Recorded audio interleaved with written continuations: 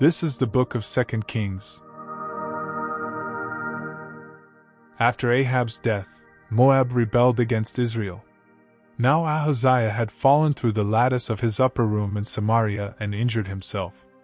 So he sent messengers, saying to them, "Go and consult Baal-zebub, the god of Ekron, to see if I will recover from this injury."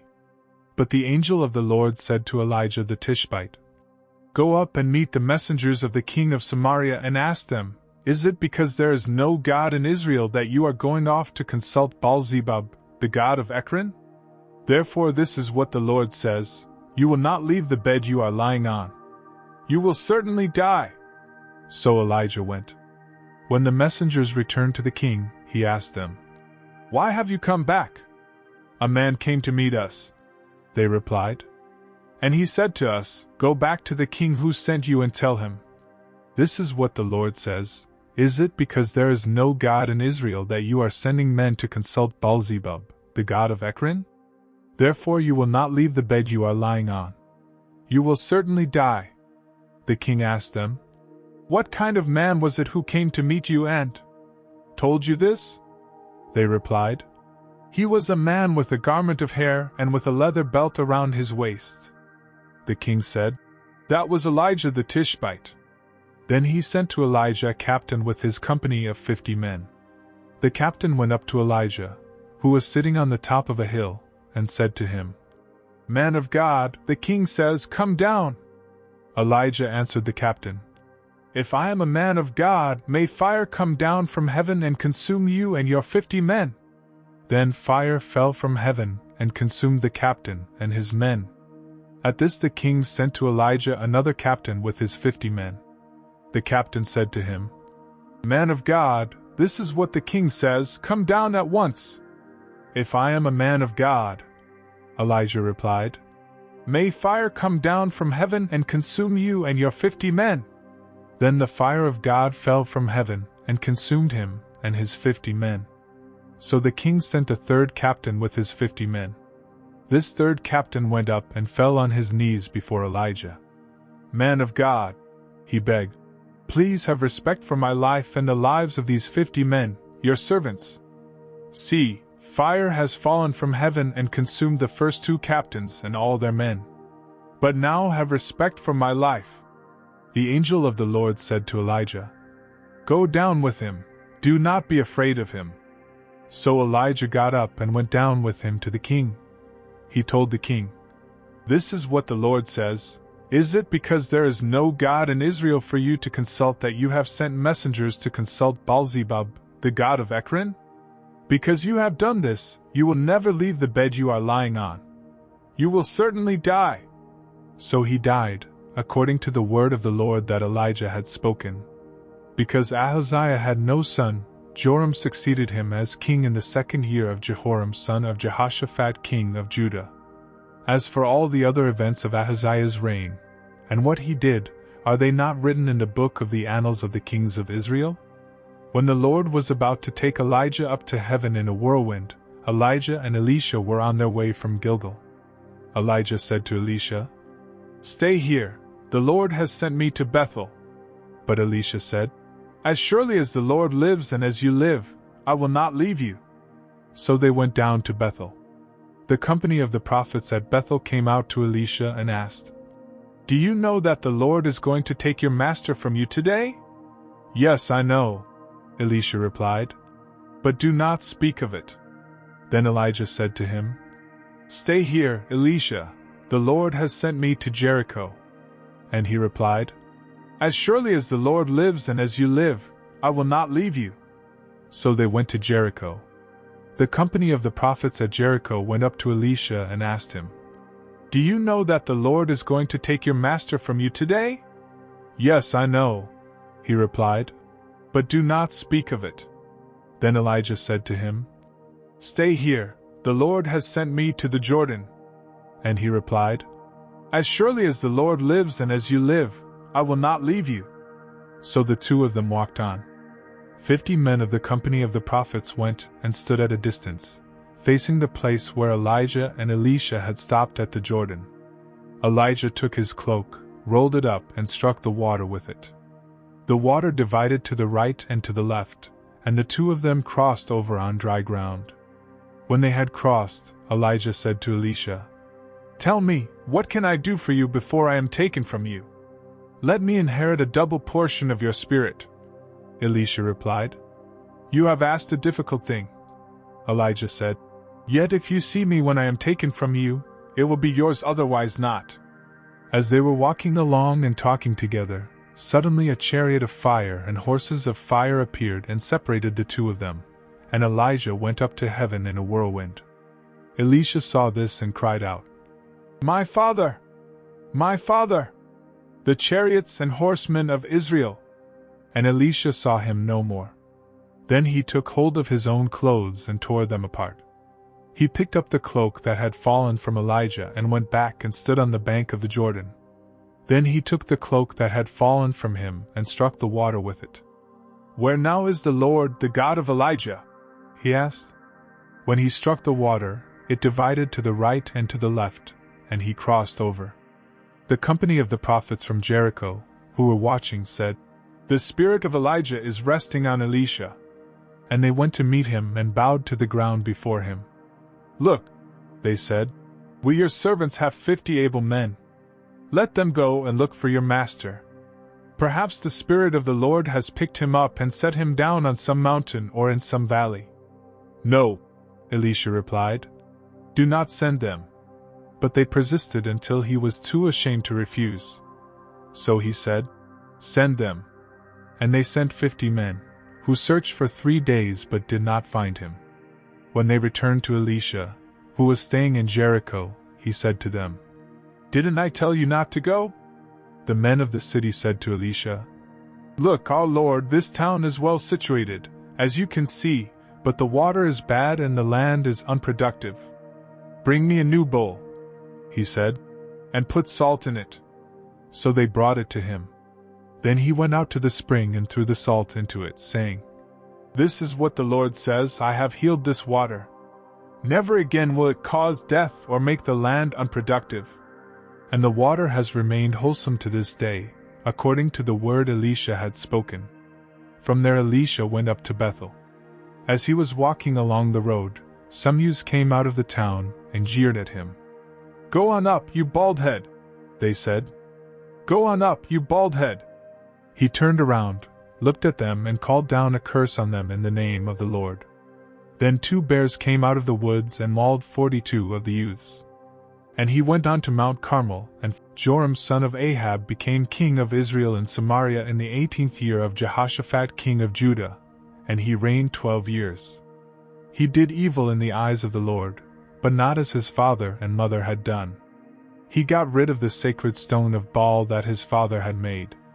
Nevertheless he clung to the sins of Jeroboam son of Nebat, which he had caused Israel to commit. He did not turn away from them. Now Mesha king of Moab raised sheep, and he had to supply the king of Israel with 100,000 lambs and with the wool of 100,000 rams. But after Ahab died, the king of Moab rebelled against the king of Israel. So at that time King Joram set out from Samaria and mobilized all Israel. He also sent this message to Jehoshaphat king of Judah. "The king of Moab has rebelled against me. Will you go with me to fight against Moab?" "I will go with you," he replied. "I am as you are, my people as your people, my horses as your horses." "By what route shall we attack?" he asked. "Through the desert of Edom," he answered. So the king of Israel set out with the king of Judah and the king of Edom. After a roundabout march of 7 days, the army had no more water for themselves or for the animals with them. "What?" exclaimed the king of Israel. "Has the Lord called us 3 kings together only to hand us over to Moab?" But Jehoshaphat asked, "Is there no prophet of the Lord here, that we may inquire of the Lord through him?" An officer of the king of Israel answered, "Elisha son of Shaphat is here. He used to pour water on the hands of Elijah." Jehoshaphat said, "The word of the Lord is with him." So the king of Israel and Jehoshaphat and the king of Edom went down to him. Elisha said to the king of Israel, "What do we have to do with each other? Go to the prophets of your father, and the prophets of your mother?" "No," the king of Israel answered. "Because it was the Lord who called us 3 kings together to hand us over to Moab." Elisha said, "As surely as the Lord Almighty lives, whom I serve, if I did not have respect for the presence of Jehoshaphat king of Judah, I would not look at you or even notice you. But now bring me a harpist." While the harpist was playing, the hand of the Lord came upon Elisha. And he said, "This is what the Lord says, make this valley full of ditches. For this is what the Lord says, you will see neither wind nor rain, yet this valley will be filled with water, and you, your cattle and your other animals will drink. This is an easy thing in the eyes of the Lord. He will also hand Moab over to you. You will overthrow every fortified city and every major town. You will cut down every good tree, stop up all the springs, and ruin every good field with stones." The next morning, about the time for offering the sacrifice, there was water flowing from the direction of Edom. And the land was filled with water. Now all the Moabites had heard that the kings had come to fight against them. So every man, young and old, who could bear arms was called up and stationed on the border. When they got up early in the morning, the sun was shining on the water. To the Moabites across the way, the water looked red like blood. "That's blood," they said. "Those kings must have fought and slaughtered each other. Now to the plunder, Moab!" But when the Moabites came to the camp of Israel, the Israelites rose up and fought them until they fled. And the Israelites invaded the land and slaughtered the Moabites. They destroyed the towns, and each man threw a stone on every good field until it was covered. They stopped up all the springs and cut down every good tree. Only Kir Hareseth was left with its stones in place. But men armed with slings surrounded it, and attacked it as well. When the king of Moab saw that the battle had gone against him, he took with him 700 swordsmen to break through to the king of Edom, but they failed. Then he took his firstborn son, who was to succeed him as king, and offered him as a sacrifice on the city wall. The fury against Israel was great. They withdrew and returned to their own land. The wife of a man from the company of the prophets cried out to Elisha, "Your servant my husband is dead, and you know that he revered the Lord. But now his creditor is coming to take my 2 boys as his slaves." Elisha replied to her, "How can I help you? Tell me, what do you have in your house?" "Your servant has nothing there at all," she said, "except a little oil." Elisha said, "Go around and ask all your neighbors for empty jars. Don't ask for just a few. Then go inside and shut the door behind you and your sons. Pour oil into all the jars, and as each is filled, put it to one side." She left him and afterwards shut the door behind her and her sons. They brought the jars to her, and she kept pouring. When all the jars were full, she said to her son, "Bring me another one." But he replied, "There is not a jar left." Then the oil stopped flowing. She went and told the man of God, and he said, "Go, sell the oil and pay your debts. You and your sons can live on what is left." One day Elisha went to Shunem, and a well-to-do woman was there, who urged him to stay for a meal. So whenever he came by, he stopped there to eat.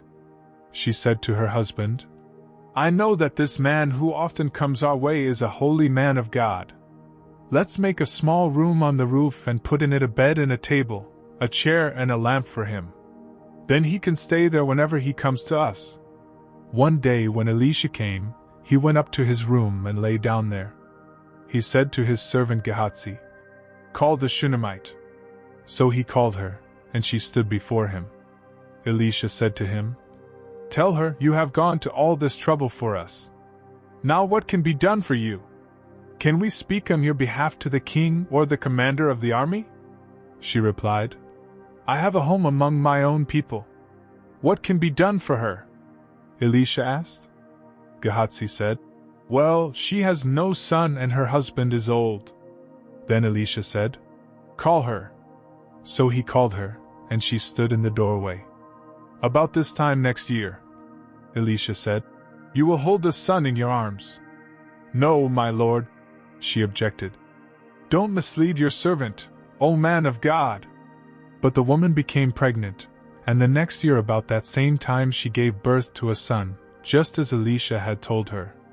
The child grew, and one day he went out to his father, who was with the reapers. My head! My head! He said to his father. His father told the servant, Carry him to his mother. After the servant had lifted him up and carried him to his mother, the boy sat on her lap until noon, and then he died. She went up and laid him on the bed of the man of God, then shut the door and went out.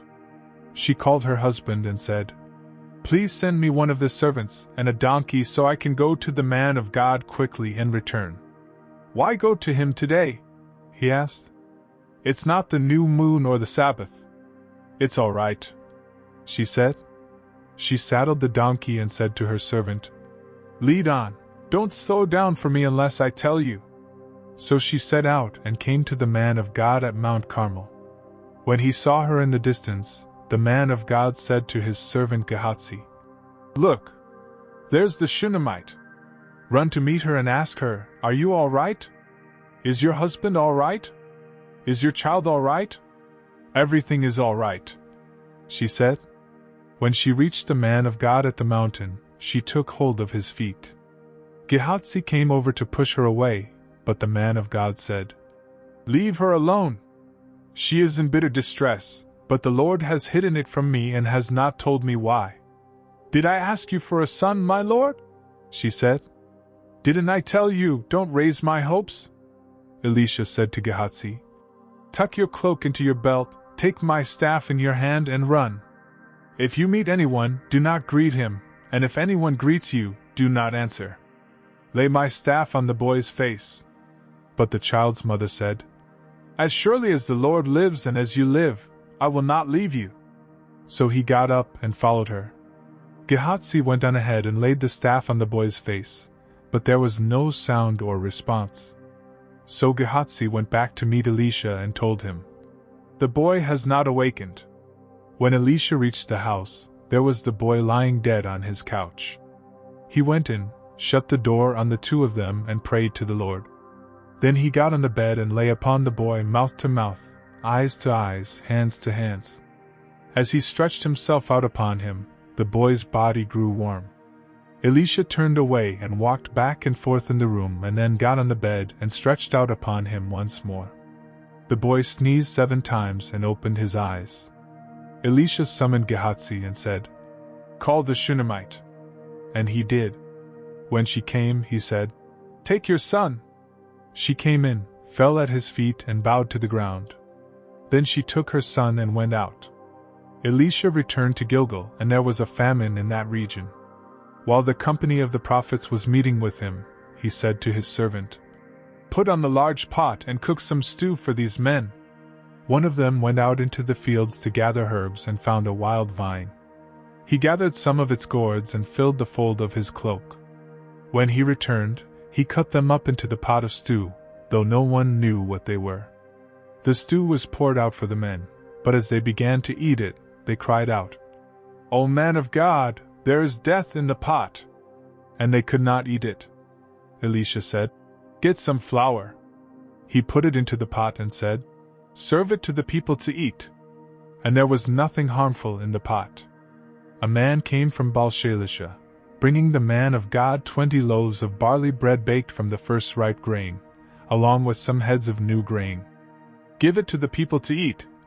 Elisha said, How can I set this before 100 men? His servant asked.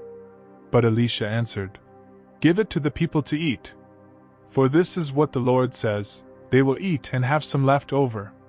Then he set it before them, and they ate and had some left over, according to the word of the Lord. Now Naaman was commander of the army of the king of Aram. He was a great man in the sight of his master and highly regarded, because through him the Lord had given victory to Aram. He was a valiant soldier, but he had leprosy. Now bands from Aram had gone out, and had taken captive a young girl from Israel, and she served Naaman's wife. She said to her mistress, If only my master would see the prophet who is in Samaria!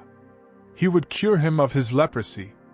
Naaman went to his master, and told him what the girl from Israel had said. "By all means go," the king of Aram replied. "I will send a letter to the king of Israel." So Naaman left, taking with him 10 talents of silver, 6,000 shekels of gold, and 10 sets of clothing.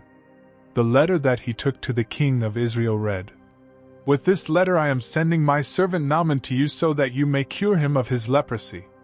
As soon as the king of Israel read the letter, he tore his robes and said, "Am I God? Can I kill and bring back to life? Why does this fellow send someone to me to be cured of his leprosy? See how he is trying to pick a quarrel with me." When Elisha the man of God heard that the king of Israel had torn his robes, he sent him this message: "Why have you torn your robes? Have the man come to me, and he will know that there is a prophet in Israel." So Naaman went with his horses and chariots, and stopped at the door of Elisha's house. Elisha sent a messenger to say to him, "Go, wash yourself 7 times in the Jordan, and your flesh will be restored and you will be cleansed."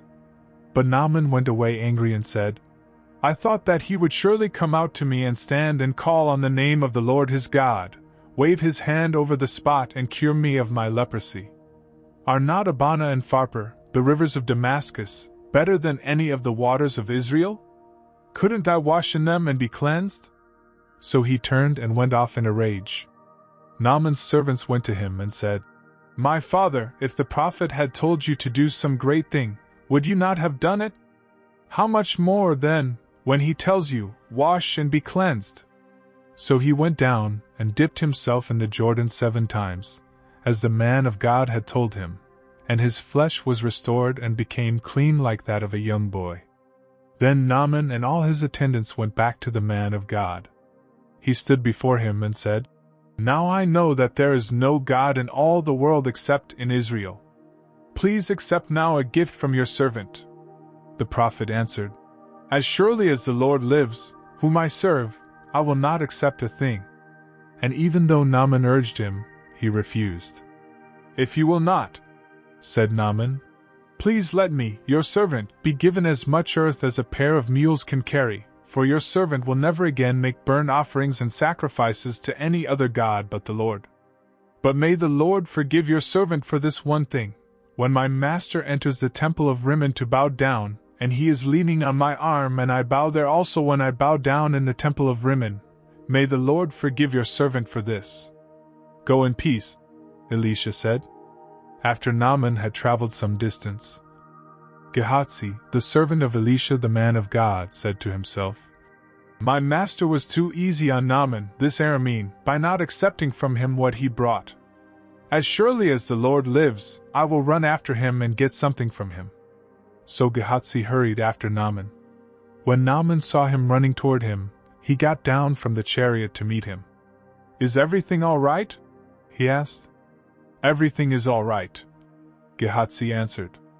"My master sent me to say, 2 young men from the company of the prophets have just come to me from the hill country of Ephraim. Please give them a talent of silver and 2 sets of clothing." "By all means take 2 talents, said Naaman.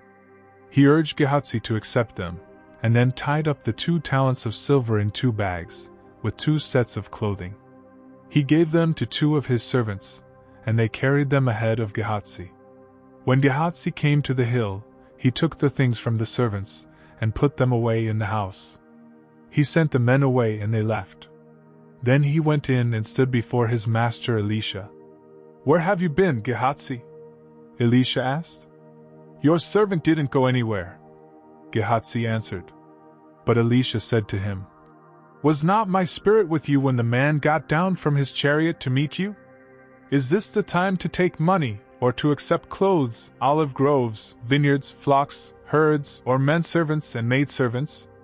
Naaman's leprosy will cling to you and to your descendants forever." Then Gehazi went from Elisha's presence, and he was leprous, as white as snow. The company of the prophets said to Elisha, "Look, the place where we meet with you is too small for us. Let us go to the Jordan, where each of us can get a pole, and let us build a place there for us to live." And he said, "Go." Then one of them said, "Won't you please come with your servants?" "I will," Elisha replied. And he went with them. They went to the Jordan and began to cut down trees. As one of them was cutting down a tree, the iron axe head fell into the water. "Oh, my lord!" he cried out. "It was borrowed." The man of God asked, "Where did it fall?" When he showed him the place, Elisha cut a stick and threw it there, and made the iron float. "Lift it out," he said. Then the man reached out his hand and took it. Now the king of Aram was at war with Israel. After conferring with his officers, he said, "I will set up my camp in such and such a place." The man of God sent word to the king of Israel, "Beware of passing that place, because the Arameans are going down there." So the king of Israel checked on the place indicated by the man of God. Time and again Elisha warned the king, so that he was on his guard in such places. This enraged the king of Aram. He summoned his officers and demanded of them, "Will you not tell me which of us is on the side of the king of Israel?" "None of us, my lord the king," said one of his officers. "But Elisha, the prophet who is in Israel, tells the king of Israel the very words you speak in your bedroom. Go, find out where he is," the king ordered, "so I can send men and capture him." The report came back, "He is in Dothan." Then he sent horses and chariots, and a strong force there. They went by night, and surrounded the city. When the servant of the man of God got up and went out early the next morning, an army with horses and chariots had surrounded the city. "Oh, my lord, what shall we do?" the servant asked. "Don't be afraid," the prophet answered. "Those who are with us are more than those who are with them." And Elisha prayed, "O Lord, open his eyes so he may see." Then the Lord opened the servant's eyes, and he looked and saw the hills full of horses and chariots of fire all around Elisha. As the enemy came down toward him, Elisha prayed to the Lord, "Strike these people with blindness." So he struck them with blindness, as Elisha had asked. Elisha told them, "This is not the road and this is not the city. Follow me, and I will lead you to the man you are looking for." And he led them to Samaria. After they entered the city, Elisha said, "Lord, open the eyes of these men so they can see." Then the Lord opened their eyes and they looked, and there they were, inside Samaria. When the king of Israel saw them, he asked Elisha, "Shall I kill them, my father? Shall I kill them?" "Do not kill them," he answered. "Would you kill men you have captured with your own sword or bow? Set food and water before them so that they may eat and drink and then go back to their master." So he prepared a great feast for them, and after they had finished eating and drinking, he sent them away, and they returned to their master. So the bands from Aram stopped raiding Israel's territory. Some time later, Ben-Hadad, king of Aram, mobilized his entire army and marched up and laid siege to Samaria. There was a great famine in the city. The siege lasted so long that a donkey's head sold for 80 shekels of silver, and a quarter of a cab of seed pods for 5 shekels. As the king of Israel was passing by on the wall, a woman cried to him, "Help me, my lord the king!" The king replied, "If the Lord does not help you, where can I get help for you? From the threshing floor? From the winepress?" Then he asked her, "What's the matter?" She answered, "This woman said to me, 'Give up your son so we may eat him today, and tomorrow we'll eat my son.' So we cooked my son and ate him. The next day I said to her, 'Give up your son so we may eat him,' but she had hidden him." When the king heard the woman's words, he tore his robes. As he went along the wall, the people looked, and there, underneath, he had sackcloth on his body. He said, "May God deal with me, be it ever so severely, if the head of Elisha son of Shaphat remains on his shoulders today." Now Elisha was sitting in his house, and the elders were sitting with him. The king sent a messenger ahead, but before he arrived, Elisha said to the elders, "Don't you see how this murderer is sending someone to cut off my head? Look, when the messenger comes, shut the door and hold it shut against him. Is not the sound of his master's footsteps behind him?" While he was still talking to them, the messenger came down to him. And the king said, "This disaster is from the Lord." "Why should I wait for the Lord any longer?" Elisha said, "Hear the word of the Lord. This is what the Lord says, about this time tomorrow, a seah of flour will sell for a shekel and 2 seahs of barley for a shekel at the gate of Samaria." The officer on whose arm the king was leaning said to the man of God, "Look, even if the Lord should open the floodgates of the heavens, could this happen?" "You will see it with your own eyes," answered Elisha, "but you will not eat any of it." Now there were 4 men with leprosy at the entrance of the city gate. They said to each other, "Why stay here until we die? If we say, 'We'll go into the city,' the famine is there, and we will die. And if we stay here, we will die. So let's go over to the camp of the Arameans and surrender. If they spare us, we live. If they kill us, then we die."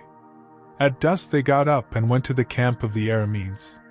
When they reached the edge of the camp, not a man was there, for the Lord had caused the Arameans to hear the sound of chariots and horses, and a great army, so that they said to one another, "Look, the king of Israel has hired the Hittite and Egyptian kings to attack us." So they got up and fled in the dusk and abandoned their tents, and their horses and donkeys. They left the camp as it was and ran for their lives. The men who had leprosy reached the edge of the camp and entered one of the tents. They ate and drank, and carried away silver, gold and clothes, and went off and hid them. They returned and entered another tent, and took some things from it, and hid them also. Then they said to each other, "We're not doing right. This is a day of good news and we are keeping it to ourselves. If we wait until daylight, punishment will overtake us. Let's go at once and report this to the royal palace." So they went and called out to the city gatekeepers and told them, "We went into the Aramean camp and not a man was there, not a sound of anyone, only tethered horses and donkeys, and the tents left just as they were." The gatekeepers shouted the news, and it was reported within the palace. The king got up in the night and said to his officers, "I will tell you what the Arameans have done to us. They know we are starving, so they have left the camp to hide in the countryside, thinking, 'They will surely come out, and then we will take them alive and get into the city.'" One of his officers answered, "Have some men take 5 of the horses that are left in the city. Their plight will be like that of all the Israelites left here. Yes, they will only be like all these Israelites who are doomed. So let us send them to find out what happened." So they selected 2 chariots with their horses, and the king sent them after the Aramean army. He commanded the drivers, "Go and find out what has happened." They followed them as far as the Jordan, and they found the whole road strewn with the clothing and equipment the Arameans had thrown away in their headlong flight.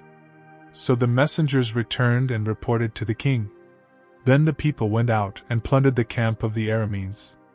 So a seah of flour sold for a shekel, and 2 seahs of barley sold for a shekel, as the Lord had said. Now the king had put the officer on whose arm he leaned in charge of the gate, and the people trampled him in the gateway, and he died, just as the man of God had foretold when the king came down to his house. It happened as the man of God had said to the king. About this time tomorrow, a seah of flour will sell for a shekel and 2 seahs of barley for a shekel at the gate of Samaria. The officer had said to the man of God, "Look, even if the Lord should open the floodgates of the heavens, could this happen?" The man of God had replied, "You will see it with your own eyes, but you will not eat any of it." And that is exactly what happened to him, for the people trampled him in the gateway, and he died. Now Elisha had said to the woman whose son he had restored to life, "Go away with your family and stay for a while wherever you can, because the Lord has decreed a famine in the land that will last 7 years." The woman proceeded to do as the man of God said. She and her family went away and stayed in the land of the Philistines 7 years. At the end of the 7 years she came back from the land of the Philistines, and went to the king to beg for her house and land. The king was talking to Gehazi, the servant of the man of God, and had said, "Tell me about all the great things Elisha has done." Just as Gehazi was telling the king how Elisha had restored the dead to life, the woman whose son Elisha had brought back to life came to beg the king for her house and land. Gehazi said, "This is the woman, my lord the king, and this is her son whom Elisha restored to life." The king asked the woman about it, and she told him. Then he assigned an official to her case and said to him, "Give back everything that belonged to her, including all the income from her land from the day she left the country until now." Elisha went to Damascus, and Ben-Hadad king of Aram was ill. When the king was told, "The man of God has come all the way up here," he said to Hazael, "Take a gift with you and go to meet the man of God. Consult the Lord through him. Ask him, 'Will I recover from this illness?'" Hazael went to meet Elisha, taking with him as a gift 40 camel loads of all the finest wares of Damascus. He went in and stood before him, and said, "Your son Ben-Hadad king of Aram has sent me to ask, 'Will I recover from this illness?'" Elisha answered, "Go and say to him, 'You will certainly recover, but the Lord has revealed to me that he will in fact die.'" He stared at him with a fixed gaze until Hazael felt ashamed. Then the man of God began to weep. "Why is my Lord weeping?" asked Hazael. "Because I know the harm you will do to the Israelites," he answered. "You will set fire to their fortified places, kill their young men with the sword, dash their little children to the ground, and rip open their pregnant women." Hazael said, "How could your servant, a mere dog, accomplish such a feat?" "The Lord has shown me that you will become king of Aram," answered Elisha. Then Hazael left Elisha and returned to his master. When Ben-Hadad asked, "What did Elisha say to you?" Hazael replied, "He told me that you would certainly recover." But the next day he took a thick cloth, soaked it in water and spread it over the king's face, so that he died. Then Hazael succeeded him as king. In the 5th year of Joram son of Ahab king of Israel, when Jehoshaphat was king of Judah, Jehoram son of Jehoshaphat began his reign as king of Judah. He was 32 years old when he became king, and he reigned in Jerusalem 8 years. He walked in the ways of the kings of Israel, as the house of Ahab had done, for he married a daughter of Ahab. He did evil in the eyes of the Lord. Nevertheless, for the sake of his servant David, the Lord was not willing to destroy Judah. He had promised to maintain a lamp for David and his descendants forever. In the time of Jehoram, Edom rebelled against Judah and set up its own king. So Jehoram went to Zair with all his chariots. The Edomites surrounded him and his chariot commanders, but he rose up and broke through by night. His army, however, fled back home. To this day Edom has been in rebellion against Judah. Libnah revolted at the same time. As for the other events of Jehoram's reign, and all he did, are they not written in the book of the annals of the kings of Judah? Jehoram rested with his fathers and was buried with them in the city of David. And Ahaziah his son succeeded him as king. In the 12th year of Joram son of Ahab king of Israel, Ahaziah son of Jehoram king of Judah began to reign. Ahaziah was 22 years old when he became king, and he reigned in Jerusalem 1 year. His mother's name was Athaliah, a granddaughter of Omri king of Israel. He walked in the ways of the house of Ahab and did evil in the eyes of the Lord, as the house of Ahab had done, for he was related by marriage to Ahab's family. Ahaziah went with Joram son of Ahab to war against Hazael king of Aram at Ramoth-Gilead. The Arameans wounded Joram. So King Joram returned to Jezreel to recover from the wounds the Arameans had inflicted on him at Ramoth in his battle with Hazael king of Aram. Then Ahaziah son of Jehoram king of Judah went down to Jezreel to see Joram son of Ahab, because he had been wounded. The prophet Elisha summoned a man from the company of the prophets and said to him, "Tuck your cloak into your belt, take this flask of oil with you and go to Ramoth-Gilead. When you get there, look for Jehu son of Jehoshaphat, the son of Nimshi. Go to him, get him away from his companions and take him into an inner room. Then take the flask and pour the oil on his head and declare, 'This is what the Lord says, I anoint you king over Israel.' Then open the door and run, don't delay." So the young man, the prophet, went to Ramoth-Gilead. When he arrived, he found the army officers sitting together. "I have a message for you, commander," he said. "For which of us?" asked Jehu. "For you, commander," he replied. Jehu got up and went into the house. Then the prophet poured the oil on Jehu's head and declared, "This is what the Lord, the God of Israel, says: I anoint you king over the Lord's people Israel. You are to destroy the house of Ahab your master, and I will avenge the blood of my servants the prophets, and the blood of all the Lord's servants shed by Jezebel. The whole house of Ahab will perish. I will cut off from Ahab every last male in Israel, slave or free. I will make the house of Ahab like the house of Jeroboam son of Nebat, and like the house of Baasha son of Ahijah. As for Jezebel, dogs will devour her on the plot of ground at Jezreel, and no one will bury her." Then he opened the door and ran. When Jehu went out to his fellow officers, one of them asked him, "Is everything all right? Why did this madman come to you? You know the man and the sort of things he says?" Jehu replied, "That's not true," they said. "Tell us." Jehu said, "Here is what he told me. This is what the Lord says: I anoint you king over Israel." They hurried and took their cloaks and spread them under him on the bare steps. Then they blew the trumpet and shouted, "Jehu is king!" So Jehu son of Jehoshaphat, the son of Nimshi, conspired against Joram. Now Joram and all Israel had been defending Ramoth-Gilead against Hazael king of Aram. But King Joram had returned to Jezreel to recover from the wounds the Arameans had inflicted on him in the battle with Hazael king of Aram. Jehu said, "If this is the way you feel, don't let anyone slip out of the city to go and tell the news in Jezreel." Then he got into his chariot and rode to Jezreel, because Joram was resting there and Ahaziah king of Judah had gone down to see him. When the lookout standing on the tower in Jezreel saw Jehu's troops approaching, he called out, "I see some troops coming. Get a horseman," Joram ordered. "Send him to meet them and ask, 'Do you come in peace?'"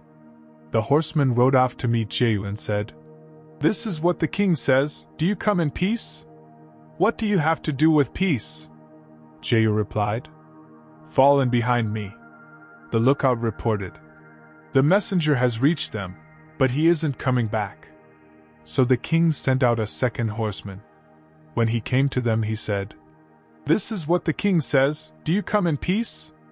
Jehu replied, "What do you have to do with peace? Fall in behind me." The lookout reported, "He has reached them, but he isn't coming back either. The driving is like that of Jehu son of Nimshi, he drives like a madman."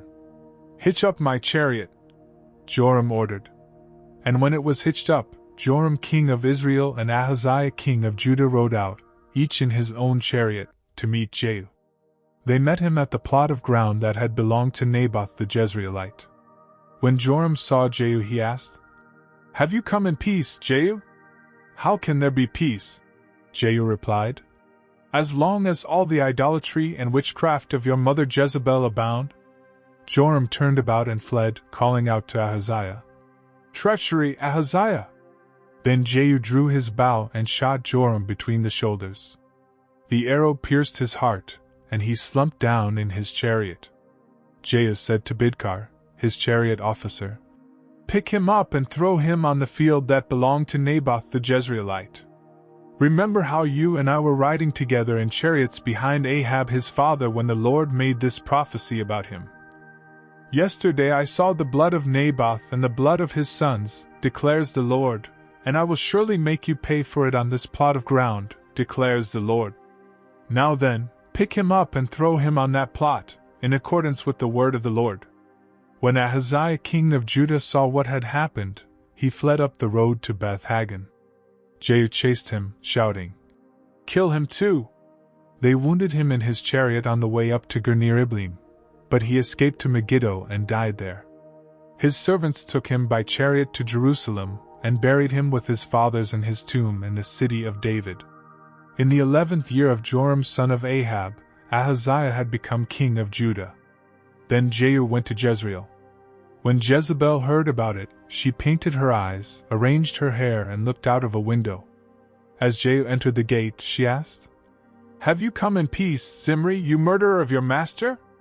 He looked up at the window and called out, "Who is on my side?" "Who?" 2 or 3 eunuchs looked down at him. "Throw her down," Jehu said. So they threw her down, and some of her blood spattered the wall, and the horses as they trampled her underfoot. Jehu went in and ate and drank. "Take care of that cursed woman," he said, "and bury her, for she was a king's daughter."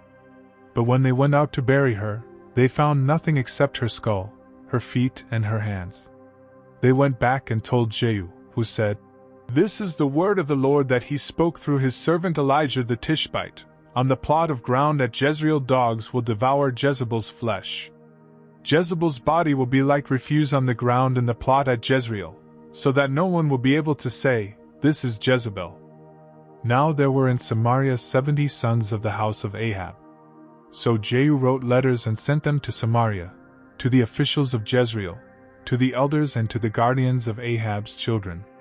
He said, "As soon as this letter reaches you, since your master's sons are with you and you have chariots and horses, a fortified city and weapons, choose the best and most worthy of your master's sons and set him on his father's throne. Then fight for your master's house." But they were terrified and said, "If 2 kings could not resist him, how can we?" So the palace administrator, the city governor, the elders and the guardians sent this message to Jehu. "We are your servants, and we will do anything you say. We will not appoint anyone as king. You do whatever you think best." Then Jehu wrote them a second letter saying, "If you are on my side and will obey me, take the heads of your master's sons and come to me in Jezreel by this time tomorrow." Now the royal princes, 70 of them, were with the leading men of the city, who were rearing them. When the letter arrived, these men took the princes and slaughtered all 70 of them. They put their heads in baskets and sent them to Jehu in Jezreel. When the messenger arrived, he told Jehu, "They have brought the heads of the princes." Then Jehu ordered, "Put them in 2 piles at the entrance of the city gate until morning." The next morning Jehu went out. He stood before all the people and said, "You are innocent. It was I who conspired against my master and killed him, but who killed all these? Know then that not a word the Lord has spoken against the house of Ahab will fail. The Lord has done what he promised through his servant Elijah." So Jehu killed everyone in Jezreel who remained of the house of Ahab, as well as all his chief men, his close friends and his priests, leaving him no survivor. Jehu then set out and went towards Samaria. At Beth-ek of the shepherds, he met some relatives of Ahaziah king of Judah and asked, "Who are you?" They said, "We are relatives of Ahaziah, and we have come down to greet the families of the king and of the queen mother." "Take them alive," he ordered. So they took them alive and slaughtered them by the well of Beth-ek, 42 men. He left no survivor. After he left there, he came upon Jehonadab son of Rechab, who was on his way to meet him. Jehu greeted him and said, "Are you in accord with me, as I am with you?" "I am," Jehonadab answered. "If so," said Jehu, "give me your hand." So he did, and Jehu helped him up into the chariot. Jehu said, "Come with me and see my zeal for the Lord." Then he had him ride along in his chariot. When Jehu came to Samaria, he killed all who were left there of Ahab's family. He destroyed them, according to the word of the Lord spoken to Elijah. Then Jehu brought all the people together and said to them, "Ahab served Baal a little, Jehu will serve him much. Now summon all the prophets of Baal, all his ministers and all his priests. See that no one is missing, because I am going to hold a great sacrifice for Baal. Anyone who fails to come will no longer live." But Jehu was acting deceptively in order to destroy the ministers of Baal. Jehu said, "Call an assembly in honor of Baal." So they proclaimed it. Then he sent word throughout Israel, and all the ministers of Baal came, not one stayed away. They crowded into the temple of Baal until it was full from one end to the other. And Jehu said to the keeper of the wardrobe, "Bring robes for all the ministers of Baal." So he brought out robes for them. Then Jehu and Jehonadab son of Rechab went into the temple of Baal. Jehu said to the ministers of Baal, "Look around and see that no servants of the Lord are here with you, only ministers of Baal." So they went in to make sacrifices and burnt offerings. Now Jehu had posted 80 men outside with this warning. If one of you lets any of the men I am placing in your hands escape, it will be your life for his life. As soon as Jehu had finished making the burnt offering, he ordered the guards and officers, "Go in and kill them, let no one escape." So they cut them down with the sword. The guards and officers threw the bodies out, and then entered the inner shrine of the temple of Baal. They brought the sacred stone out of the temple of Baal and burned it. They demolished the sacred stone of Baal and tore down the temple of Baal, and people have used it for a latrine to this day. So Jehu destroyed Baal worship in Israel. However, he did not turn away from the sins of Jeroboam son of Nebat, which he had caused Israel to commit, the worship of the golden calves at Bethel and Dan. The Lord said to Jehu, "Because you have done well in accomplishing what is right in my eyes and have done to the house of Ahab all I had in mind to do, your descendants will sit on the throne of Israel to the 4th generation." Yet Jehu was not careful to keep the law of the Lord, the God of Israel, with all his heart. He did not turn away from the sins of Jeroboam, which he had caused Israel to commit. In those days the Lord began to reduce the size of Israel. Hazael overpowered the Israelites throughout their territory east of the Jordan in all the land of Gilead, the region of Gad, Reuben, Manasseh, from Arod by the Arnon Gorge through Gilead to Bashan. As for the other events of Jehu's reign, all he did, and all his achievements, are they not written in the book of the annals of the kings of Israel? Jehu rested with his fathers and was buried in Samaria. And Jehoahaz his son succeeded him as king. The time that Jehu reigned over Israel in Samaria was 20 years. When Athaliah the mother of Ahaziah saw that her son was dead, she proceeded to destroy the whole royal family. But Jehosheba, the daughter of King Jehoram and sister of Ahaziah, took Joash son of Ahaziah and stole him away from among the royal princes, who were about to be murdered. She put him and his nurse in a bedroom to hide him from Athaliah, so he was not killed. He remained hidden with his nurse at the temple of the Lord for 6 years while Athaliah ruled the land. In the 7th year Jehoiada sent for the commanders of units of 100, the Karites and the guards, and had them brought to him at the temple of the Lord. He made a covenant with them and put them under oath at the temple of the Lord. Then he showed them the king's son. He commanded them, saying, "This is what you are to do, you who are in the 3 companies that are going on duty on the Sabbath, a third of you guarding the royal palace, a third at the Sur gate, and a third at the gate behind the guard, who take turns guarding the temple, and you who are in the other 2 companies that normally go off Sabbath duty are all to guard the temple for the king. Station yourselves around the king, each man with his weapon in his hand. Anyone who approaches your ranks must be put to death. Stay close to the king wherever he goes." The commanders of units of 100 did just as Jehoiada the priest ordered. Each one took his men, those who were going on duty on the Sabbath, and those who were going off duty, and came to Jehoiada the priest. Then he gave the commanders the spears and shields that had belonged to King David and that were in the temple of the Lord. The guards, each with his weapon in his hand, stationed themselves around the king near the altar and the temple, from the south side to the north side of the temple. Jehoiada brought out the king's son and put the crown on him. He presented him with a copy of the covenant, and proclaimed him king. They anointed him, and the people clapped their hands and shouted, "Long live the king!" When Athaliah heard the noise made by the guards and the people, she went to the people at the temple of the Lord. She looked, and there was the king, standing by the pillar, as the custom was. The officers and the trumpeters were beside the king, and all the people of the land were rejoicing and blowing trumpets. Then Athaliah tore her robes and called out, "Treason! Treason!" Jehoiada the priest ordered the commanders of units of 100, who were in charge of the troops, "Bring her out between the ranks and put to the sword anyone who follows her." For the priest had said, "She must not be put to death in the temple of the Lord." So they seized her as she reached the place where the horses entered the palace grounds, and there she was put to death. Jehoiada then made a covenant between the Lord and the king and people that they would be the Lord's people. He also made a covenant between the king and the people. all the people of the land went to the temple of Baal and tore it down. They smashed the altars and idols to pieces and killed Mattan the priest of Baal in front of the altars. Then Jehoiada the priest posted guards at the temple of the Lord. He took with him the commanders of hundreds, the Karites, the guards, and all the people of the land, and together they brought the king down from the temple of the Lord and went into the palace, entering by way of the gate of the guards. The king then took his place on the royal throne, and all the people of the land rejoiced. And the city was quiet, because Athaliah had been slain with the sword at the palace.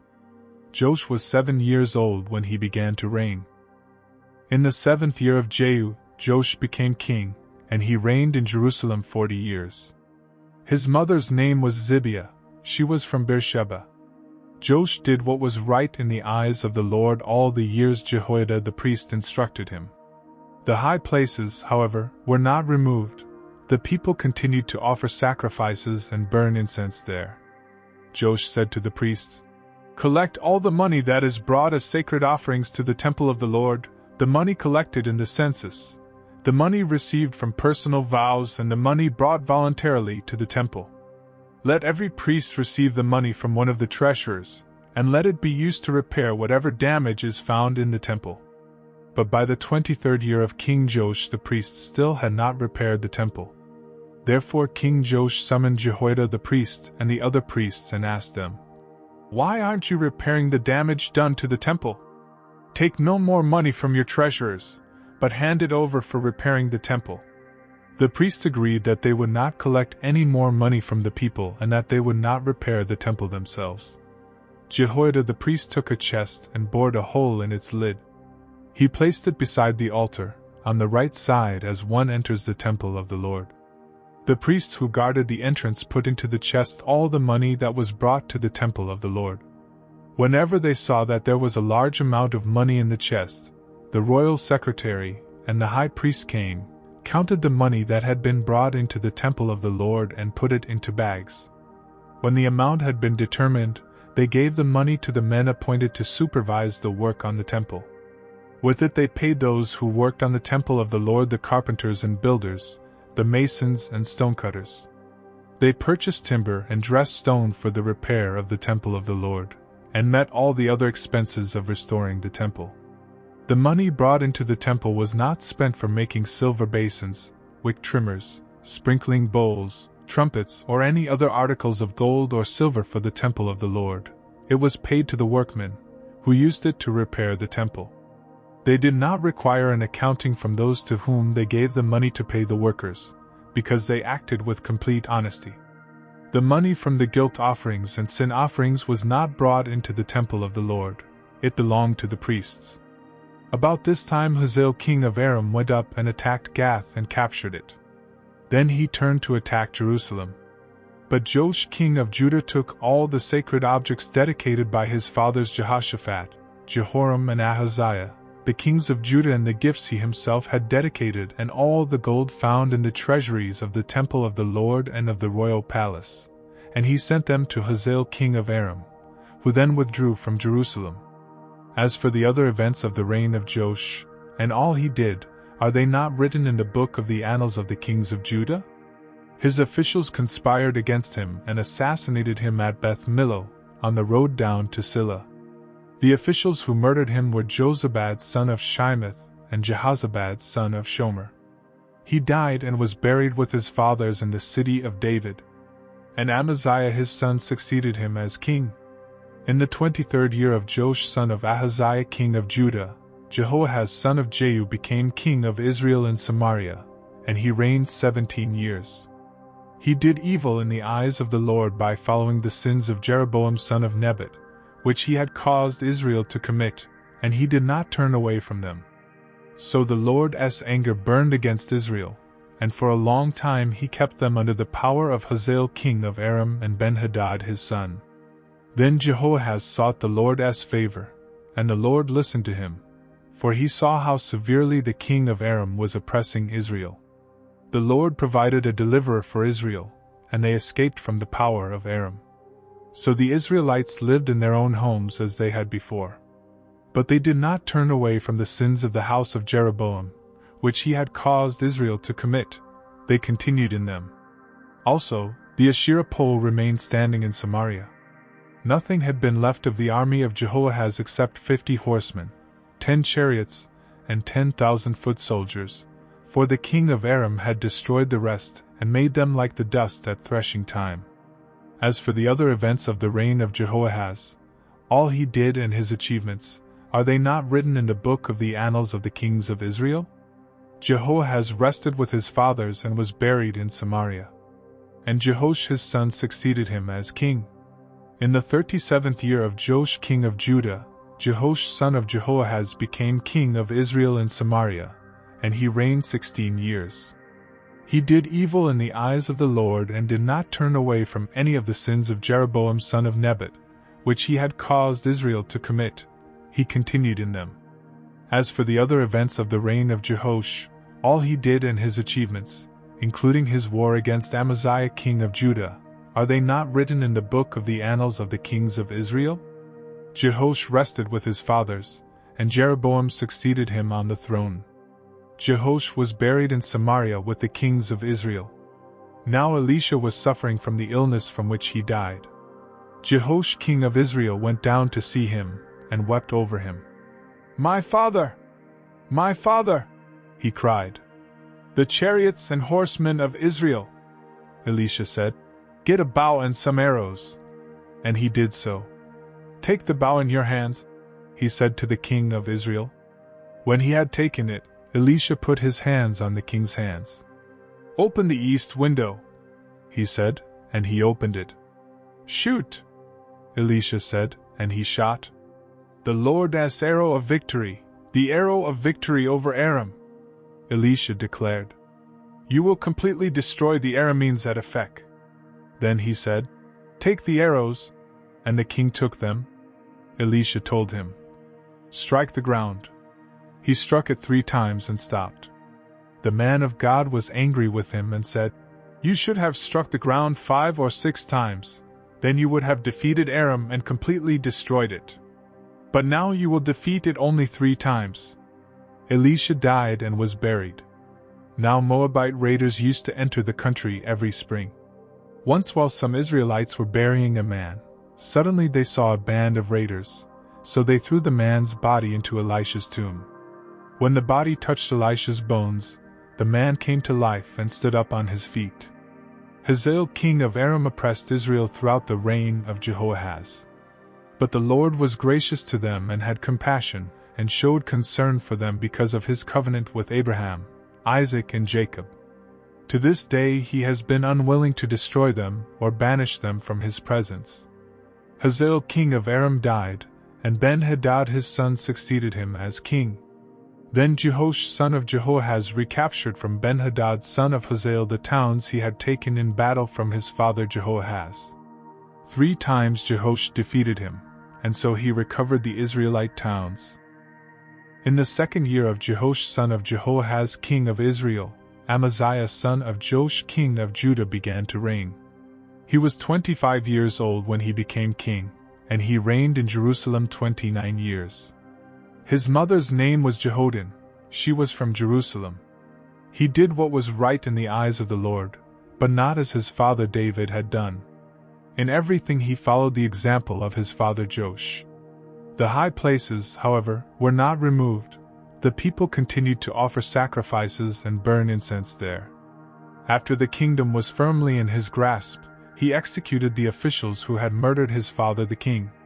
Yet he did not put the sons of the assassins to death, in accordance with what is written in the book of the law of Moses where the Lord commanded, "Fathers shall not be put to death for their children, nor children put to death for their fathers. Each is to die for his own sins." He was the one who defeated 10,000 Edomites in the Valley of Salt and captured Selah in battle, calling it Joktheel, the name it has to this day. Then Amaziah sent messengers to Jehoash son of Jehoahaz, the son of Jehu, king of Israel, with the challenge, "Come meet me face to face." But Jehoash king of Israel replied to Amaziah king of Judah, "A thistle in Lebanon sent a message to a cedar in Lebanon, 'Give your daughter to my son in marriage.'" Then a wild beast in Lebanon came along and trampled the thistle underfoot. You have indeed defeated Edom, and now you are arrogant. Glory in your victory, but stay at home.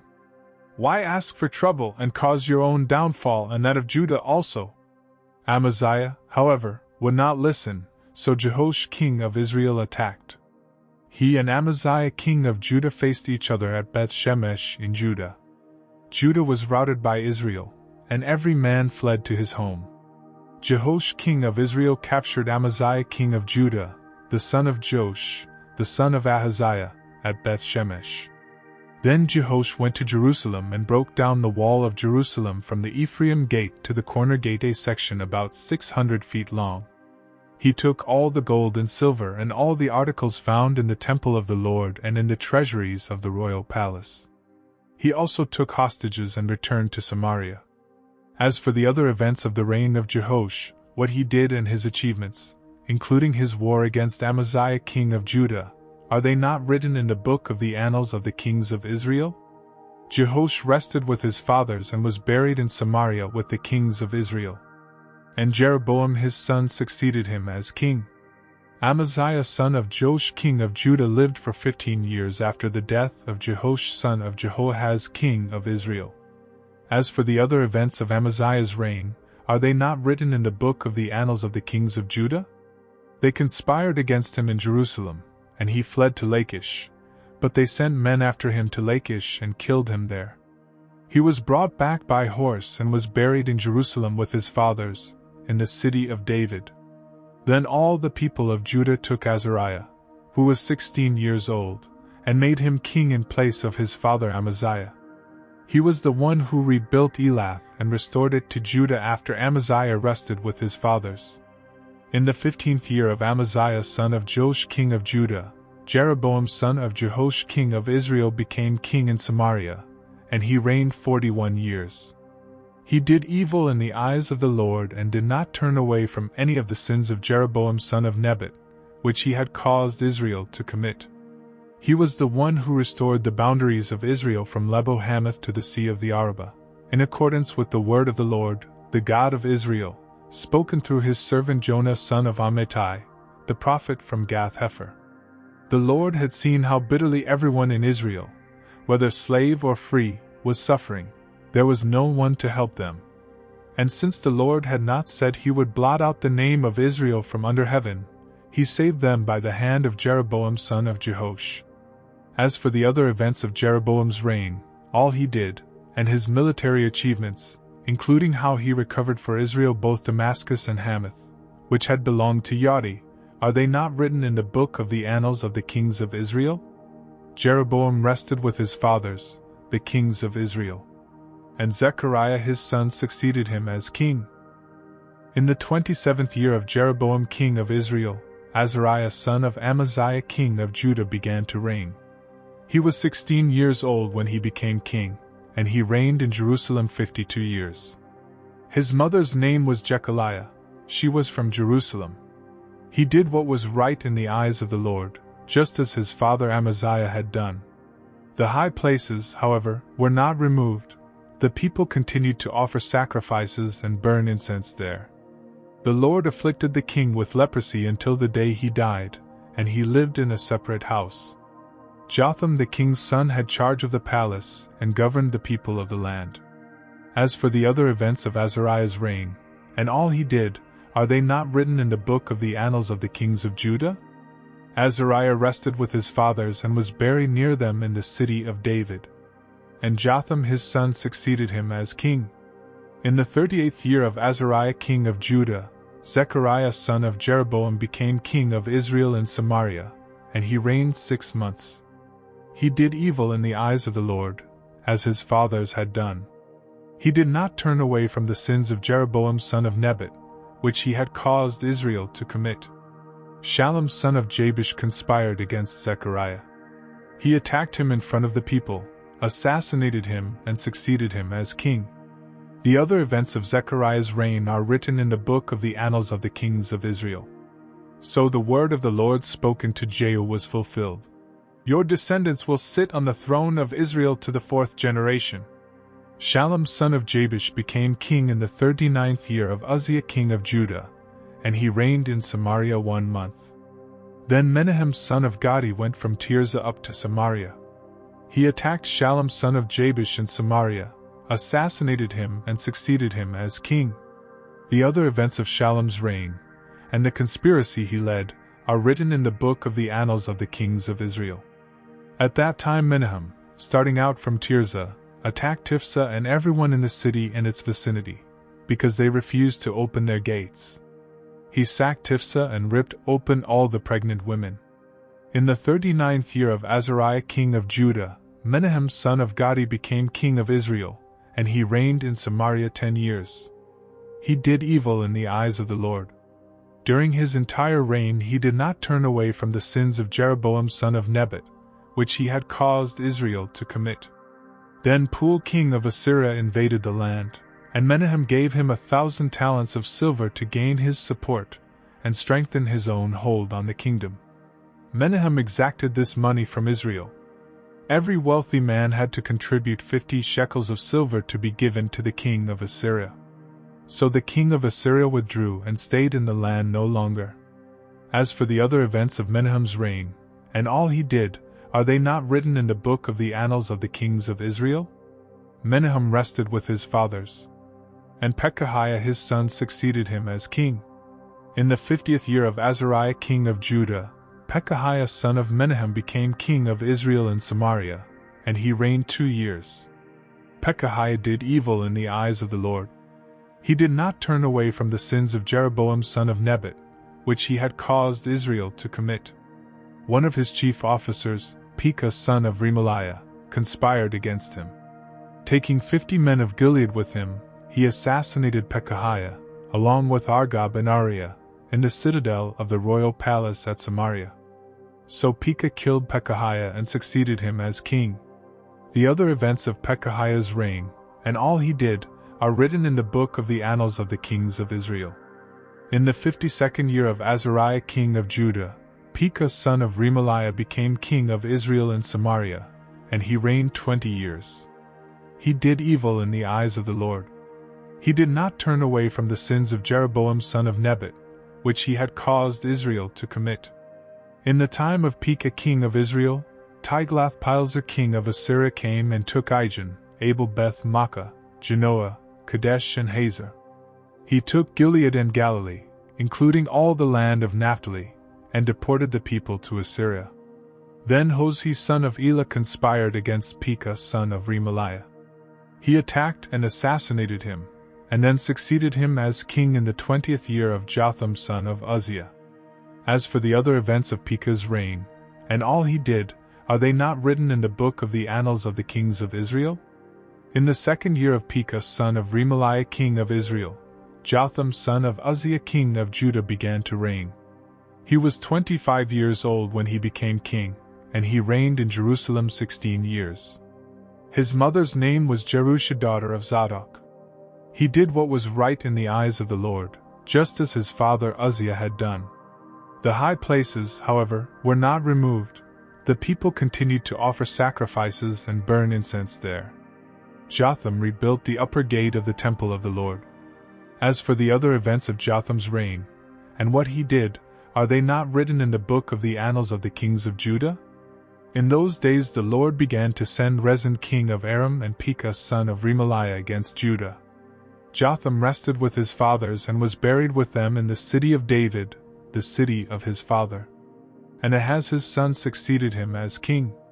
In the 17th year of Pekah son of Remaliah, Ahaz son of Jotham king of Judah began to reign.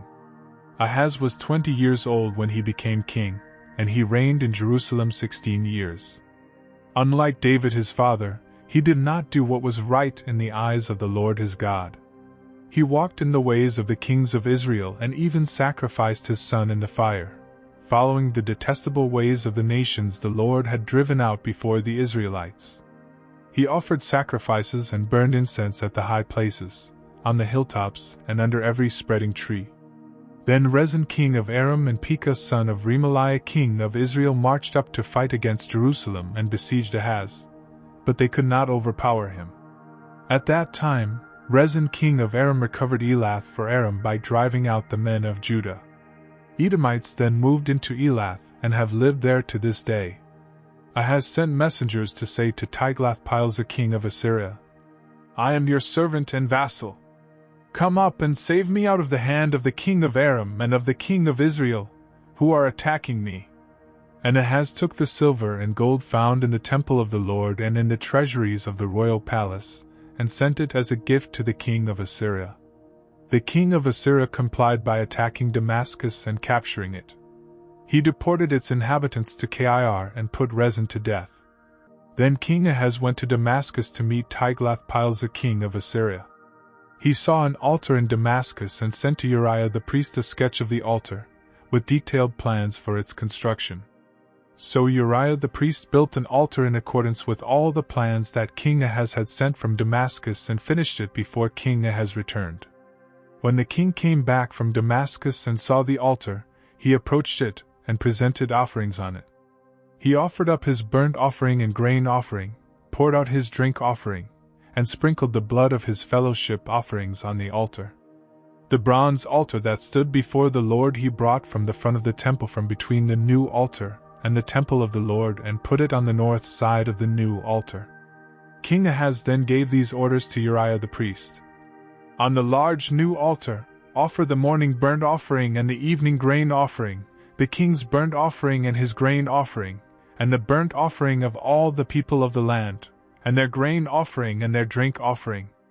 Sprinkle on the altar all the blood of the burnt offerings and sacrifices. But I will use the bronze altar for seeking guidance." And Uriah the priest did just as King Ahaz had ordered. King Ahaz took away the side panels and removed the basins from the movable stands. He removed the sea from the bronze bowls that supported it and set it on a stone base. He took away the Sabbath canopy that had been built at the temple and removed the royal entryway outside the temple of the Lord, in deference to the king of Assyria. As for the other events of the reign of Ahaz, and what he did, are they not written in the book of the annals of the kings of Judah? Ahaz rested with his fathers and was buried with them in the city of David. And Hezekiah his son succeeded him as king. In the 12th year of Ahaz king of Judah, Hoshea son of Elah became king of Israel in Samaria, and he reigned 9 years. He did evil in the eyes of the Lord, but not like the kings of Israel who preceded him. Shalmaneser king of Assyria came up to attack Hoshea, who had been Shalmaneser's vassal and had paid him tribute.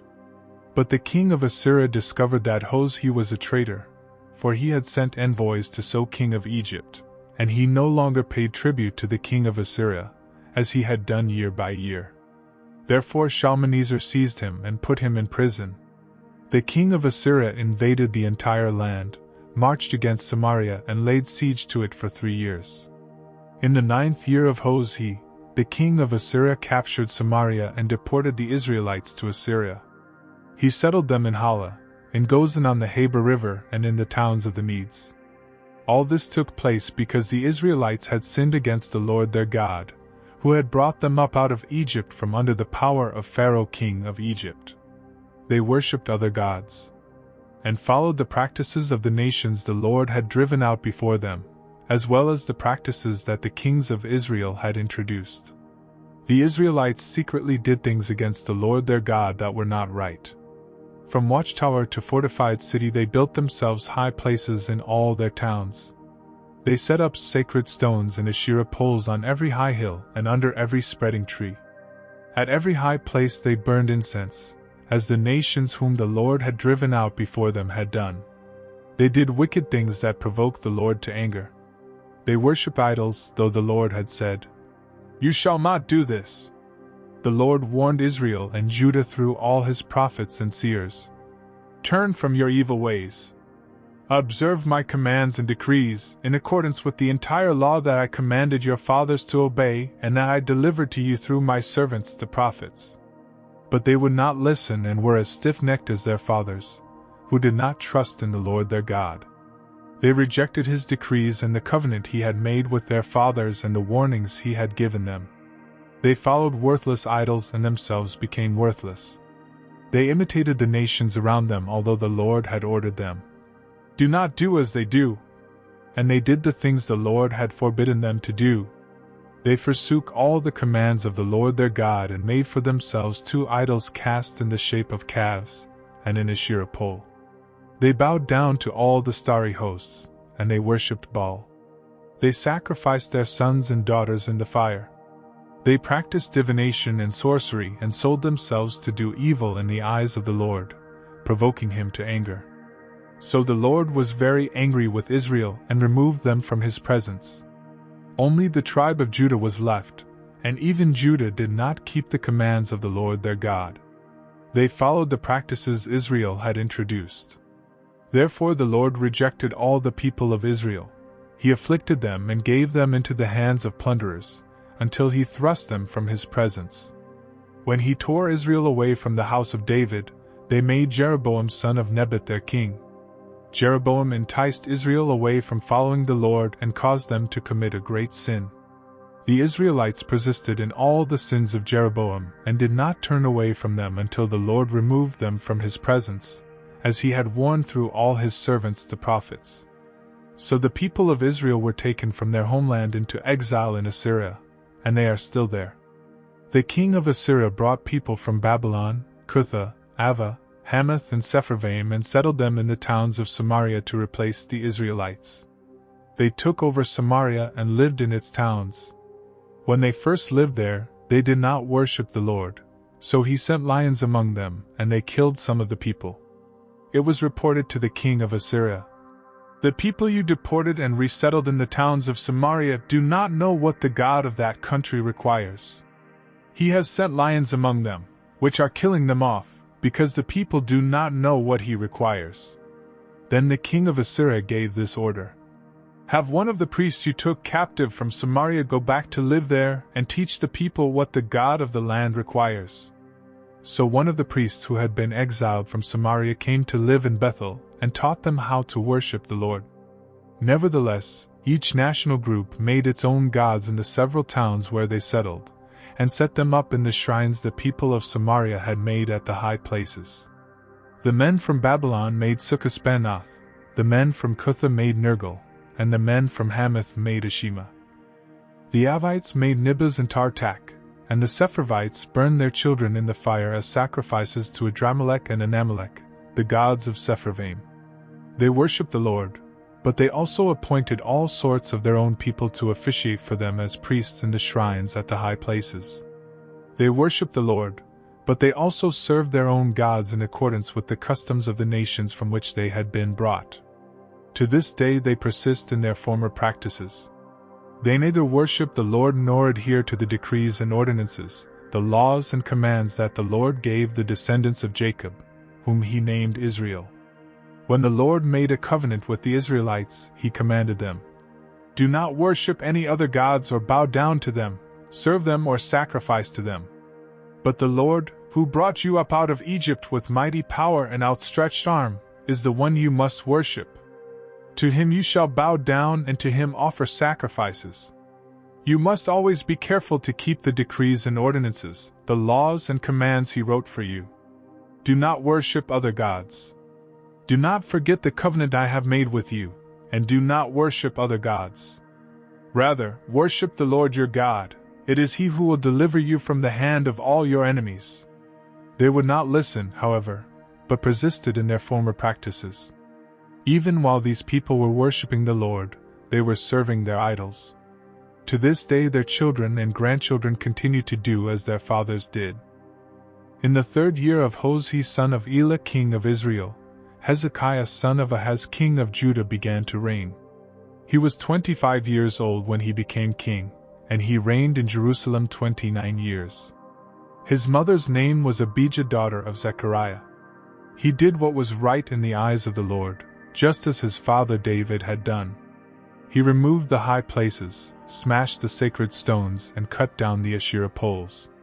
He broke into pieces the bronze snake Moses had made, for up to that time the Israelites had been burning incense to it. It was called Nehushtan. Hezekiah trusted in the Lord, the God of Israel. There was no one like him among all the kings of Judah, either before him or after him. He held fast to the Lord and did not cease to follow him. He kept the commands the Lord had given Moses. And the Lord was with him. He was successful in whatever he undertook. He rebelled against the king of Assyria and did not serve him. From watchtower to fortified city, he defeated the Philistines, as far as Gaza and its territory. In King Hezekiah's 4th year, which was the 7th year of Hoshea son of Elah king of Israel, Shalmaneser king of Assyria marched against Samaria and laid siege to it. At the end of 3 years the Assyrians took it. So Samaria was captured in Hezekiah's 6th year, which was the 9th year of Hoshea king of Israel. The king of Assyria deported Israel to Assyria and settled them in Hala, in Gozan on the Habor River, and in towns of the Medes. This happened because they had not obeyed the Lord their God, but had violated his covenant, all that Moses the servant of the Lord commanded. They neither listened to the commands nor carried them out.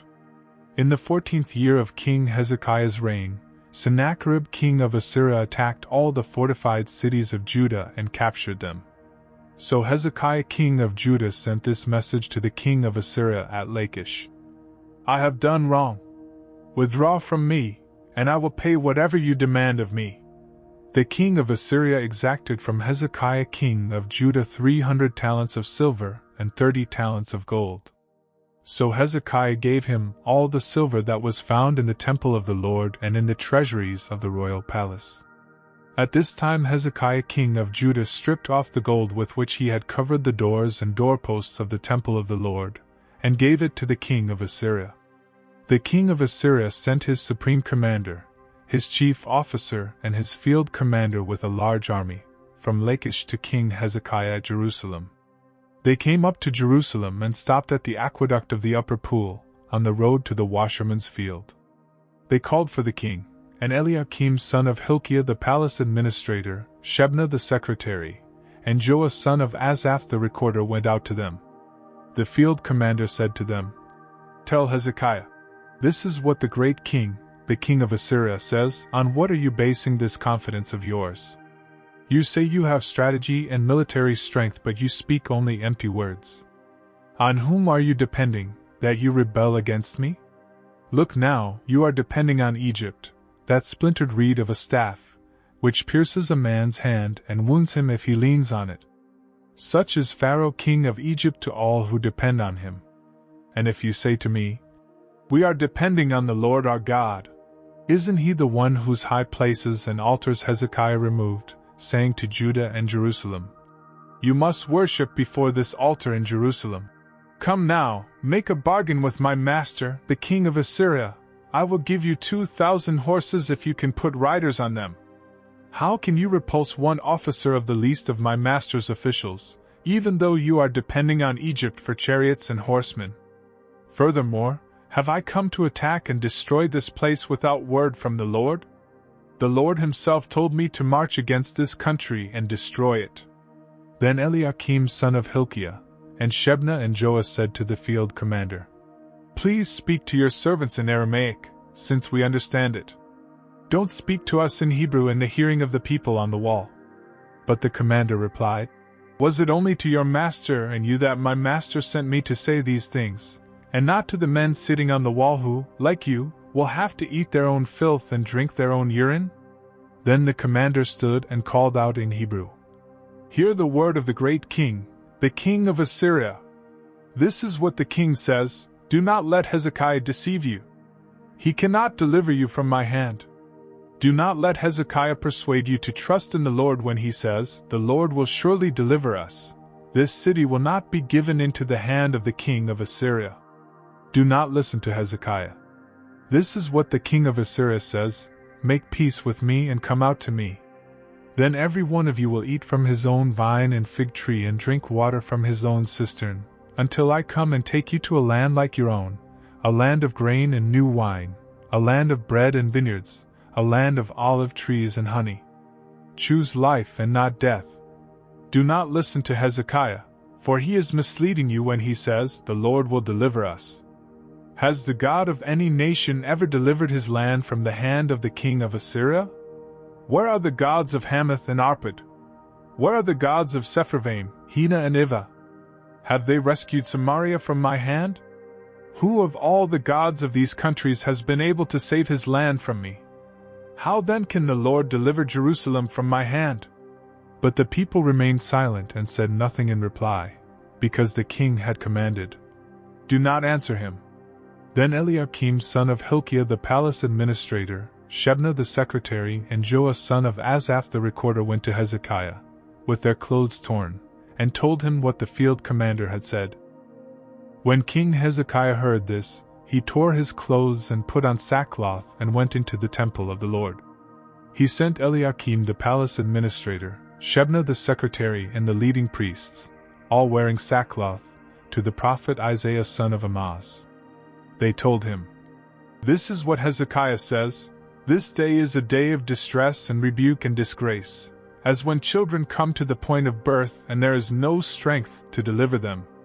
It may be that the Lord your God will hear all the words of the field commander, whom his master, the king of Assyria, has sent to ridicule the living God, and that he will rebuke him for the words the Lord your God has heard. Therefore pray for the remnant that still survives." When King Hezekiah's officials came to Isaiah, Isaiah said to them, "Tell your master, this is what the Lord says: Do not be afraid of what you have heard, those words with which the underlings of the king of Assyria have blasphemed me. Listen! I am going to put such a spirit in him that when he hears a certain report, he will return to his own country, and there I will have him cut down with the sword." When the field commander heard that the king of Assyria had left Lachish, he withdrew and found the king fighting against Libnah. Now Sennacherib received a report that Tirhakah, the Cushite king of Egypt, was marching out to fight against him.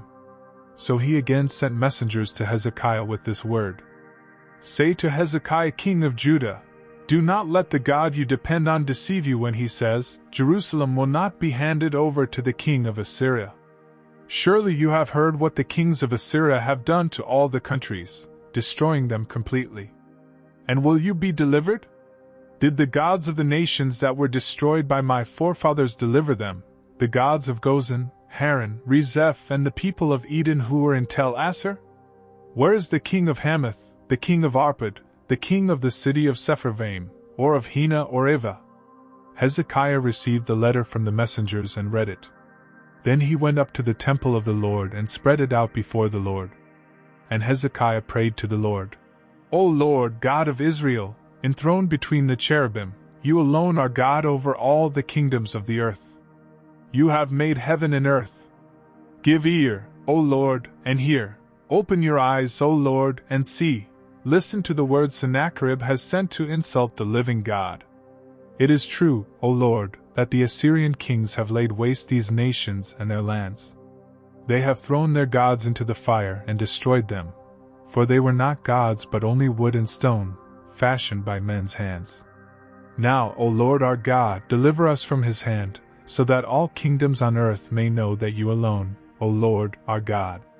Then Isaiah son of Amoz sent a message to Hezekiah. "This is what the Lord, the God of Israel, says: I have heard your prayer concerning Sennacherib king of Assyria. This is the word that the Lord has spoken against him. The virgin daughter of Zion despises you and mocks you. The daughter of Jerusalem tosses her head as you flee.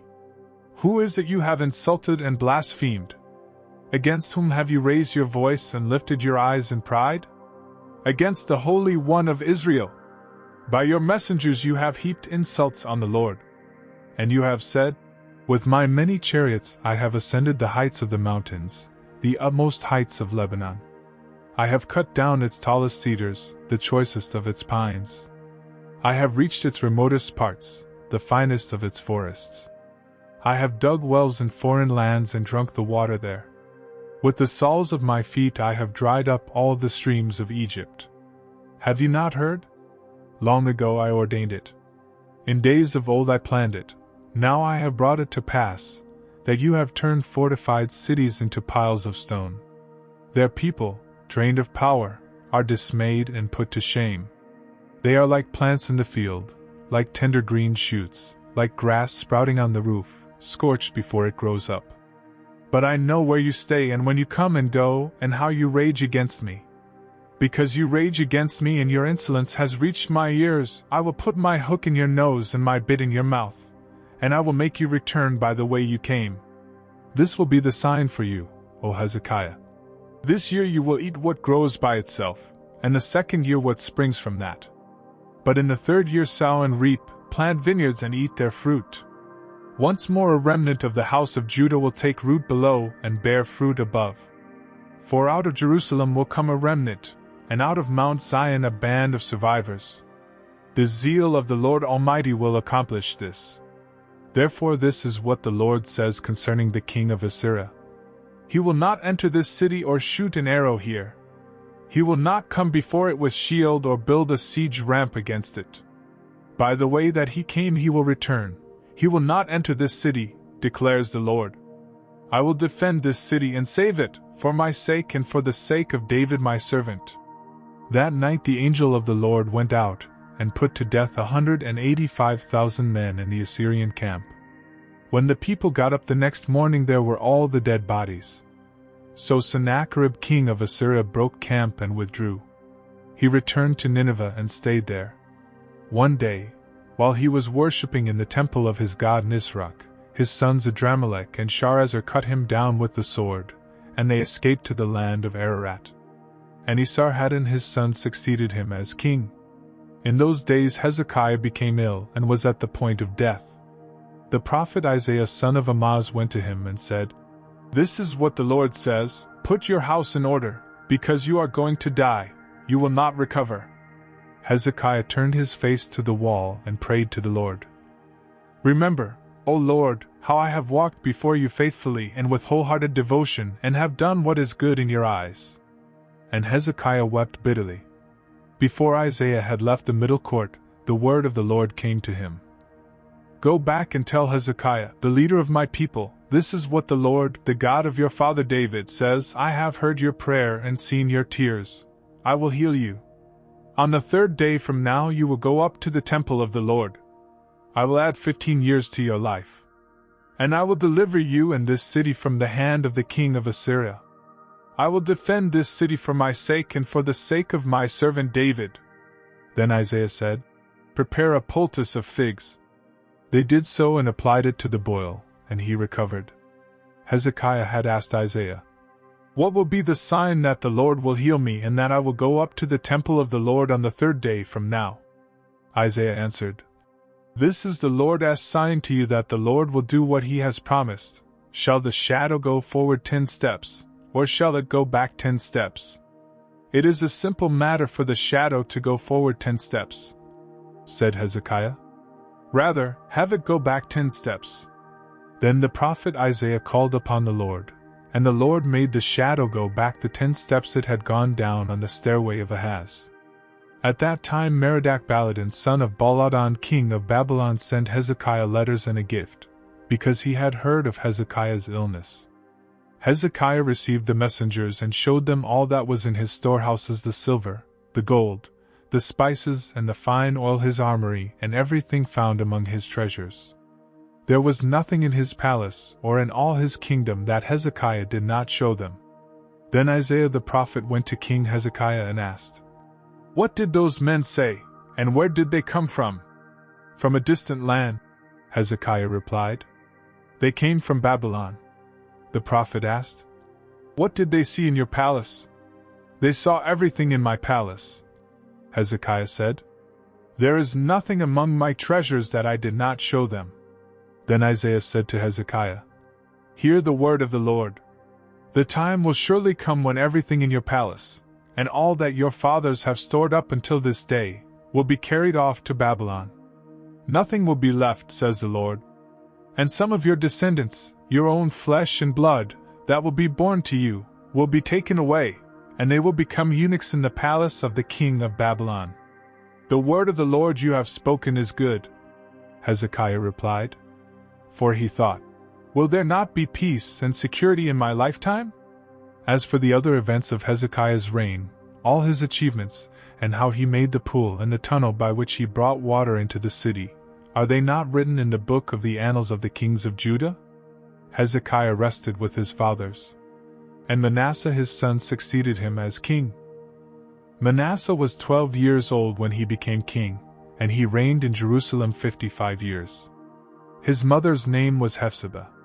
He did evil in the eyes of the Lord, following the detestable practices of the nations the Lord had driven out before the Israelites.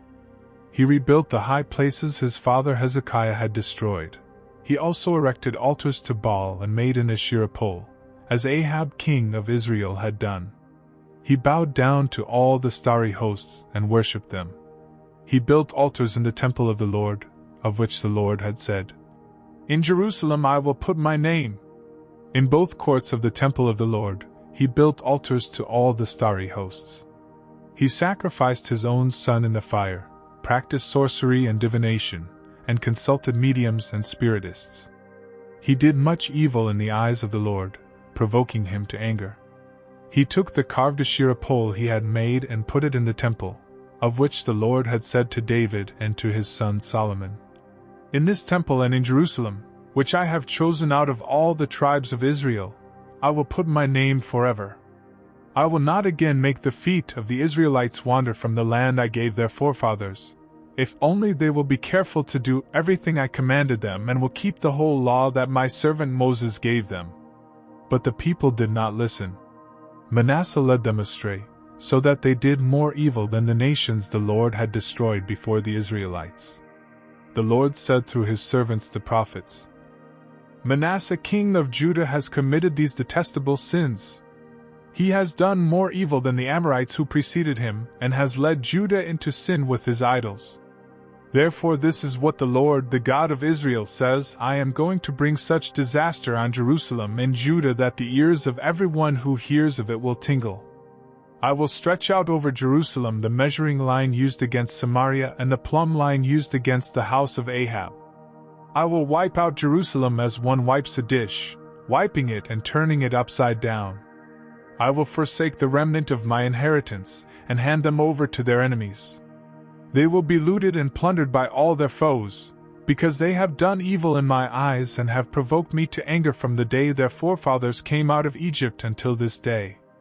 Moreover, Manasseh also shed so much innocent blood that he filled Jerusalem from end to end, besides the sin that he had caused Judah to commit, so that they did evil in the eyes of the Lord. As for the other events of Manasseh's reign, and all he did, including the sin he committed, are they not written in the book of the annals of the kings of Judah?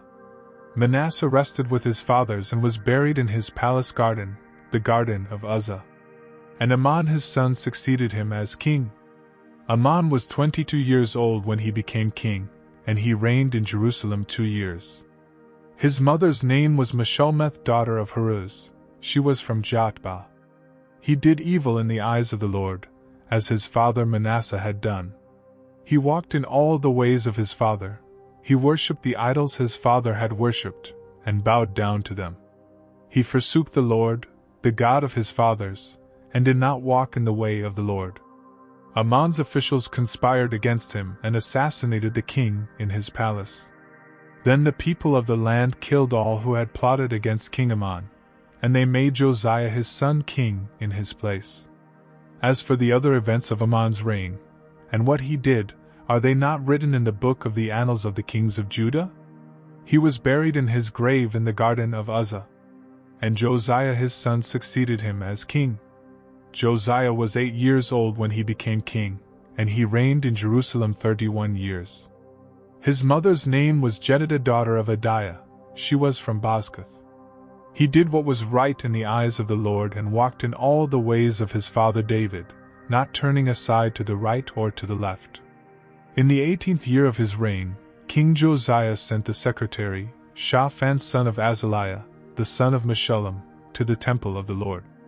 He said, "Go up to Hilkiah the high priest and have him get ready the money that has been brought into the temple of the Lord, which the doorkeepers have collected from the people.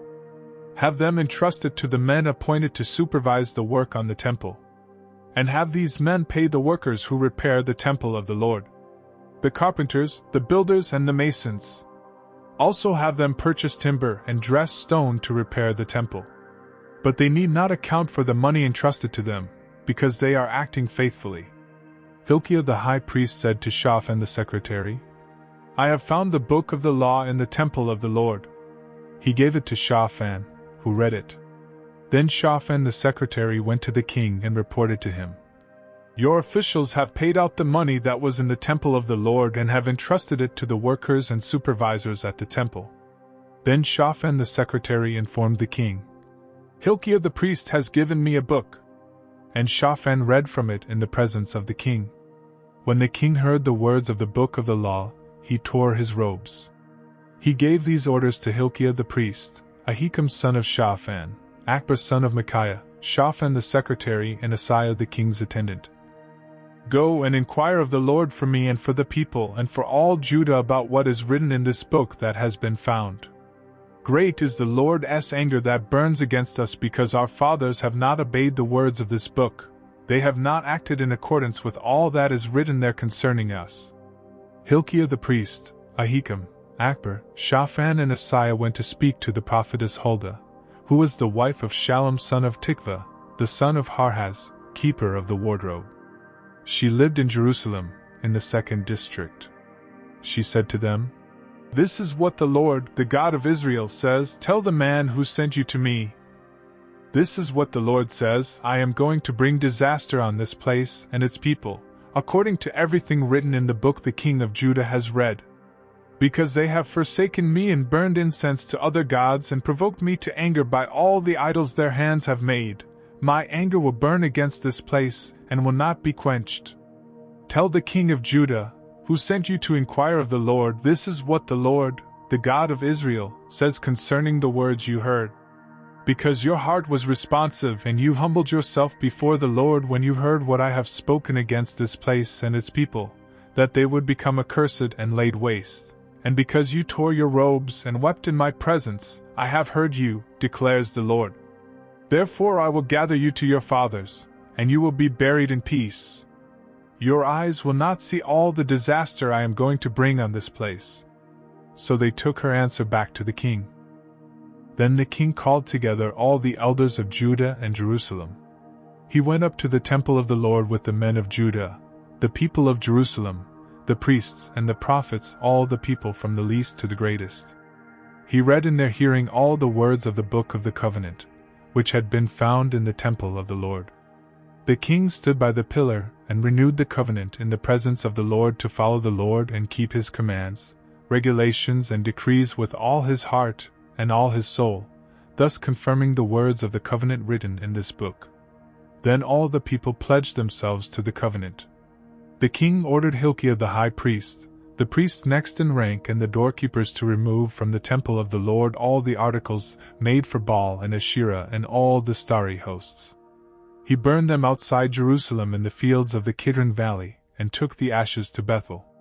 He did away with the pagan priests appointed by the kings of Judah to burn incense on the high places of the towns of Judah and on those around Jerusalem, those who burned incense to Baal, to the sun and moon, to the constellations and to all the starry hosts.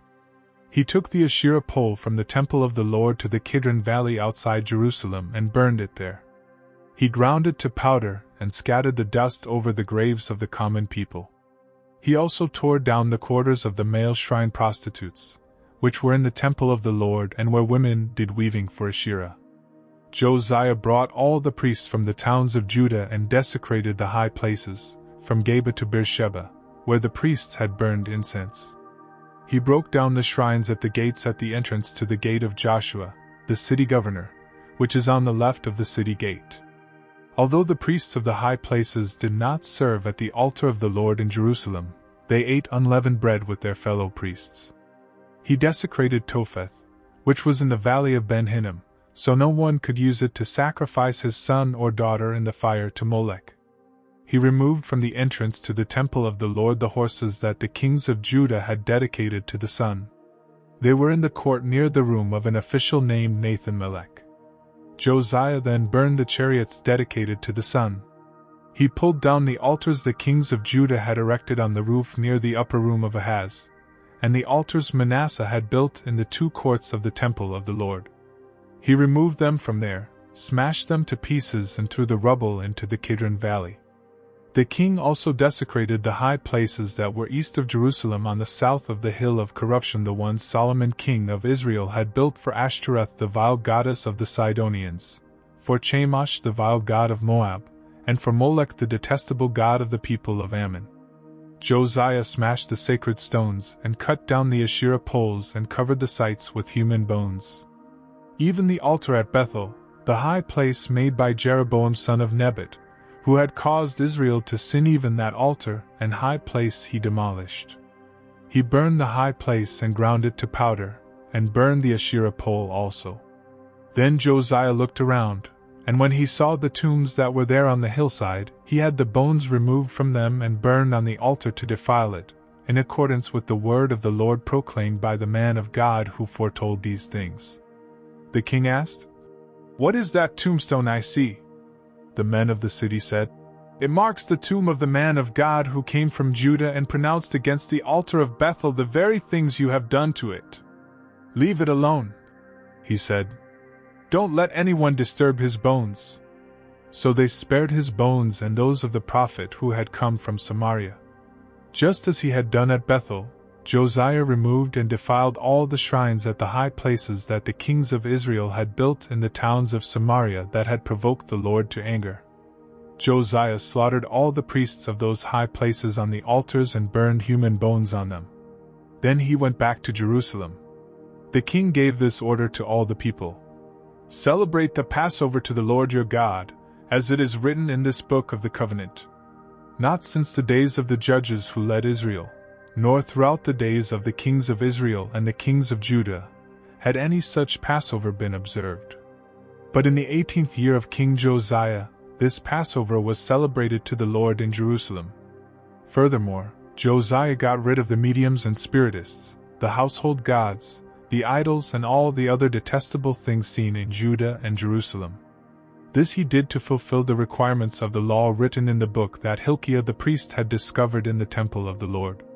Neither before nor after Josiah was there a king like him who turned to the Lord as he did with all his heart, and with all his soul, and with all his strength, in accordance with all the law of Moses.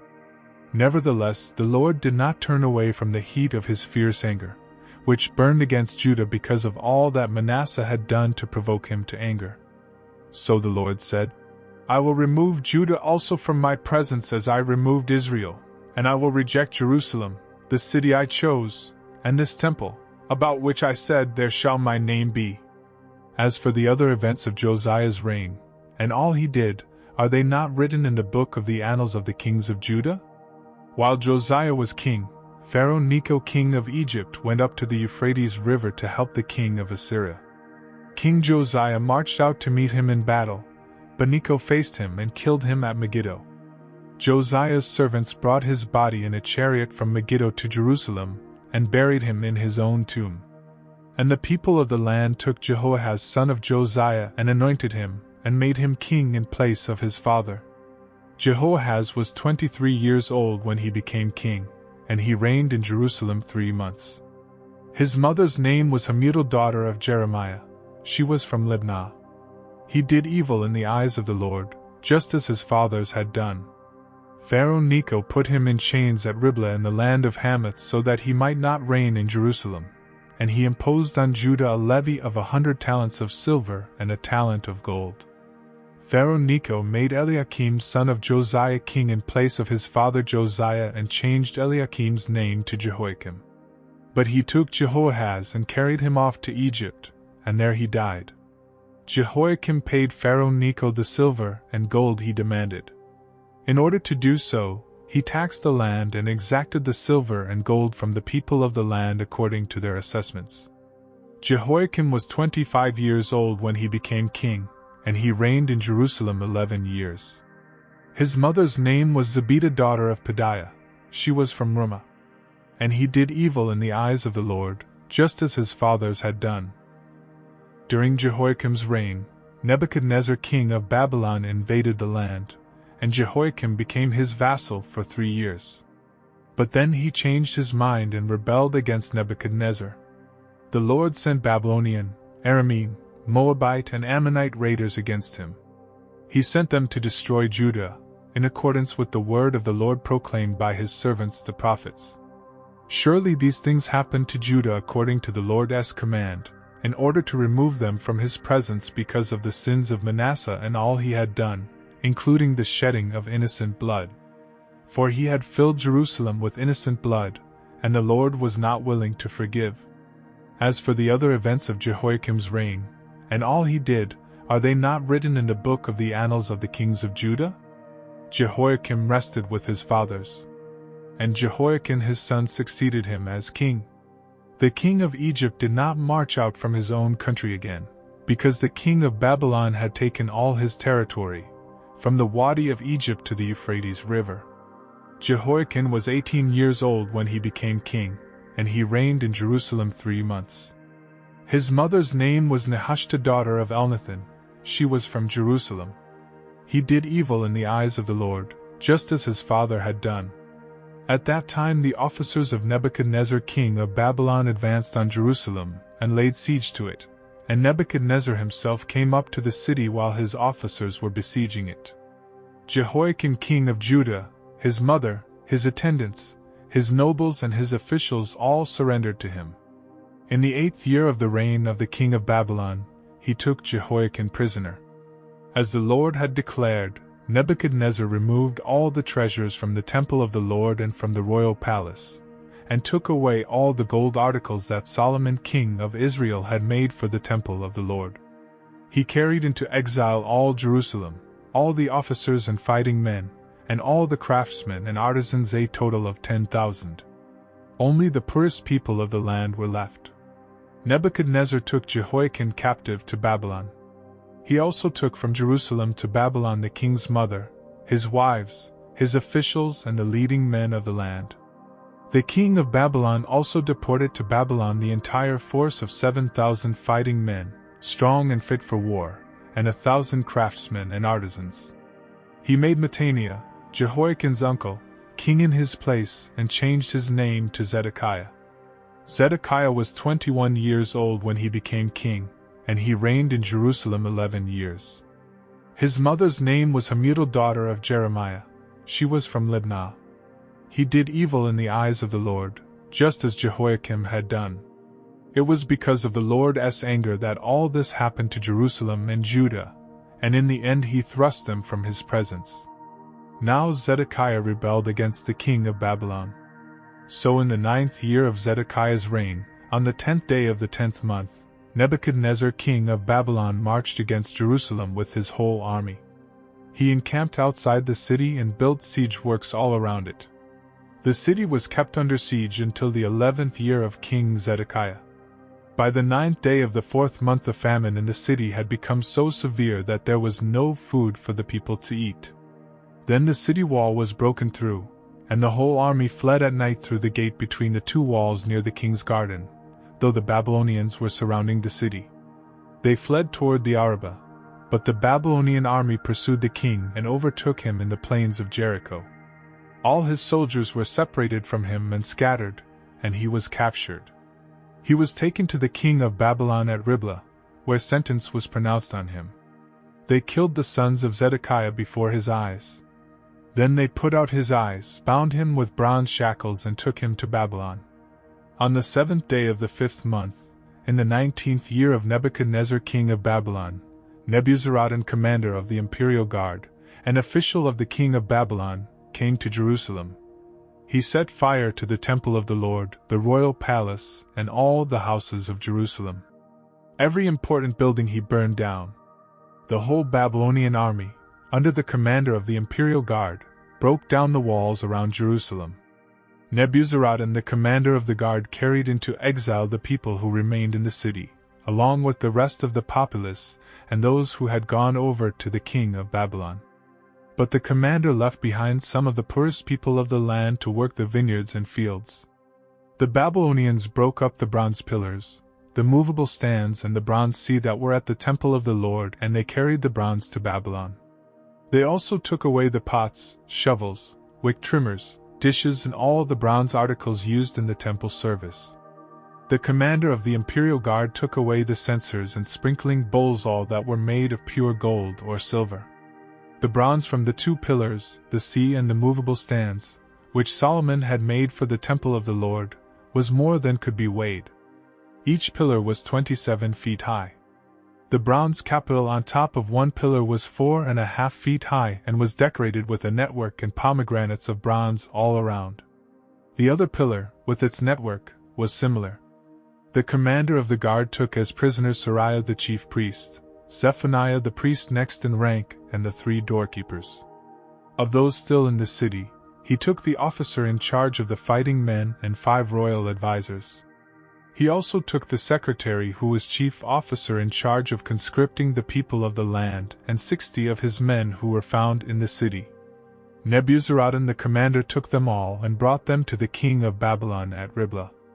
There at Riblah, in the land of Hamath, the king had them executed. So Judah went into captivity, away from her land. Nebuchadnezzar king of Babylon appointed Gedaliah son of Ahikam, the son of Shaphan, to be over the people he had left behind in Judah. When all the army officers and their men heard that the king of Babylon had appointed Gedaliah as governor, they came to Gedaliah at Mizpah. Ishmael son of Nethaniah, Johanan son of Kareah, Seraiah son of Tanhumeth the Netophathite, Jazaniah the son of the Maccathite, and their men. Gedaliah took an oath to reassure them and their men. "Do not be afraid of the Babylonian officials," he said. "Settle down in the land and serve the king of Babylon, and it will go well with you." In the 7th month, however, Ishmael son of Nethaniah, the son of Elishama, who was of royal blood, came with 10 men and assassinated Gedaliah and also the men of Judah and the Babylonians who were with him at Mizpah. At this, all the people from the least to the greatest, together with the army officers, fled to Egypt for fear of the Babylonians. In the 37th year of the exile of Jehoiakim king of Judah, in the year Evil-Merodach became king of Babylon, he released Jehoiakim from prison on the 27th day of the 12th month. He spoke kindly to him and gave him a seat of honor higher than those of the other kings who were with him in Babylon. So Jehoiakim put aside his prison clothes and for the rest of his life ate regularly at the king's table. Day by day the king gave Jehoiakim a regular allowance, as long as he lived.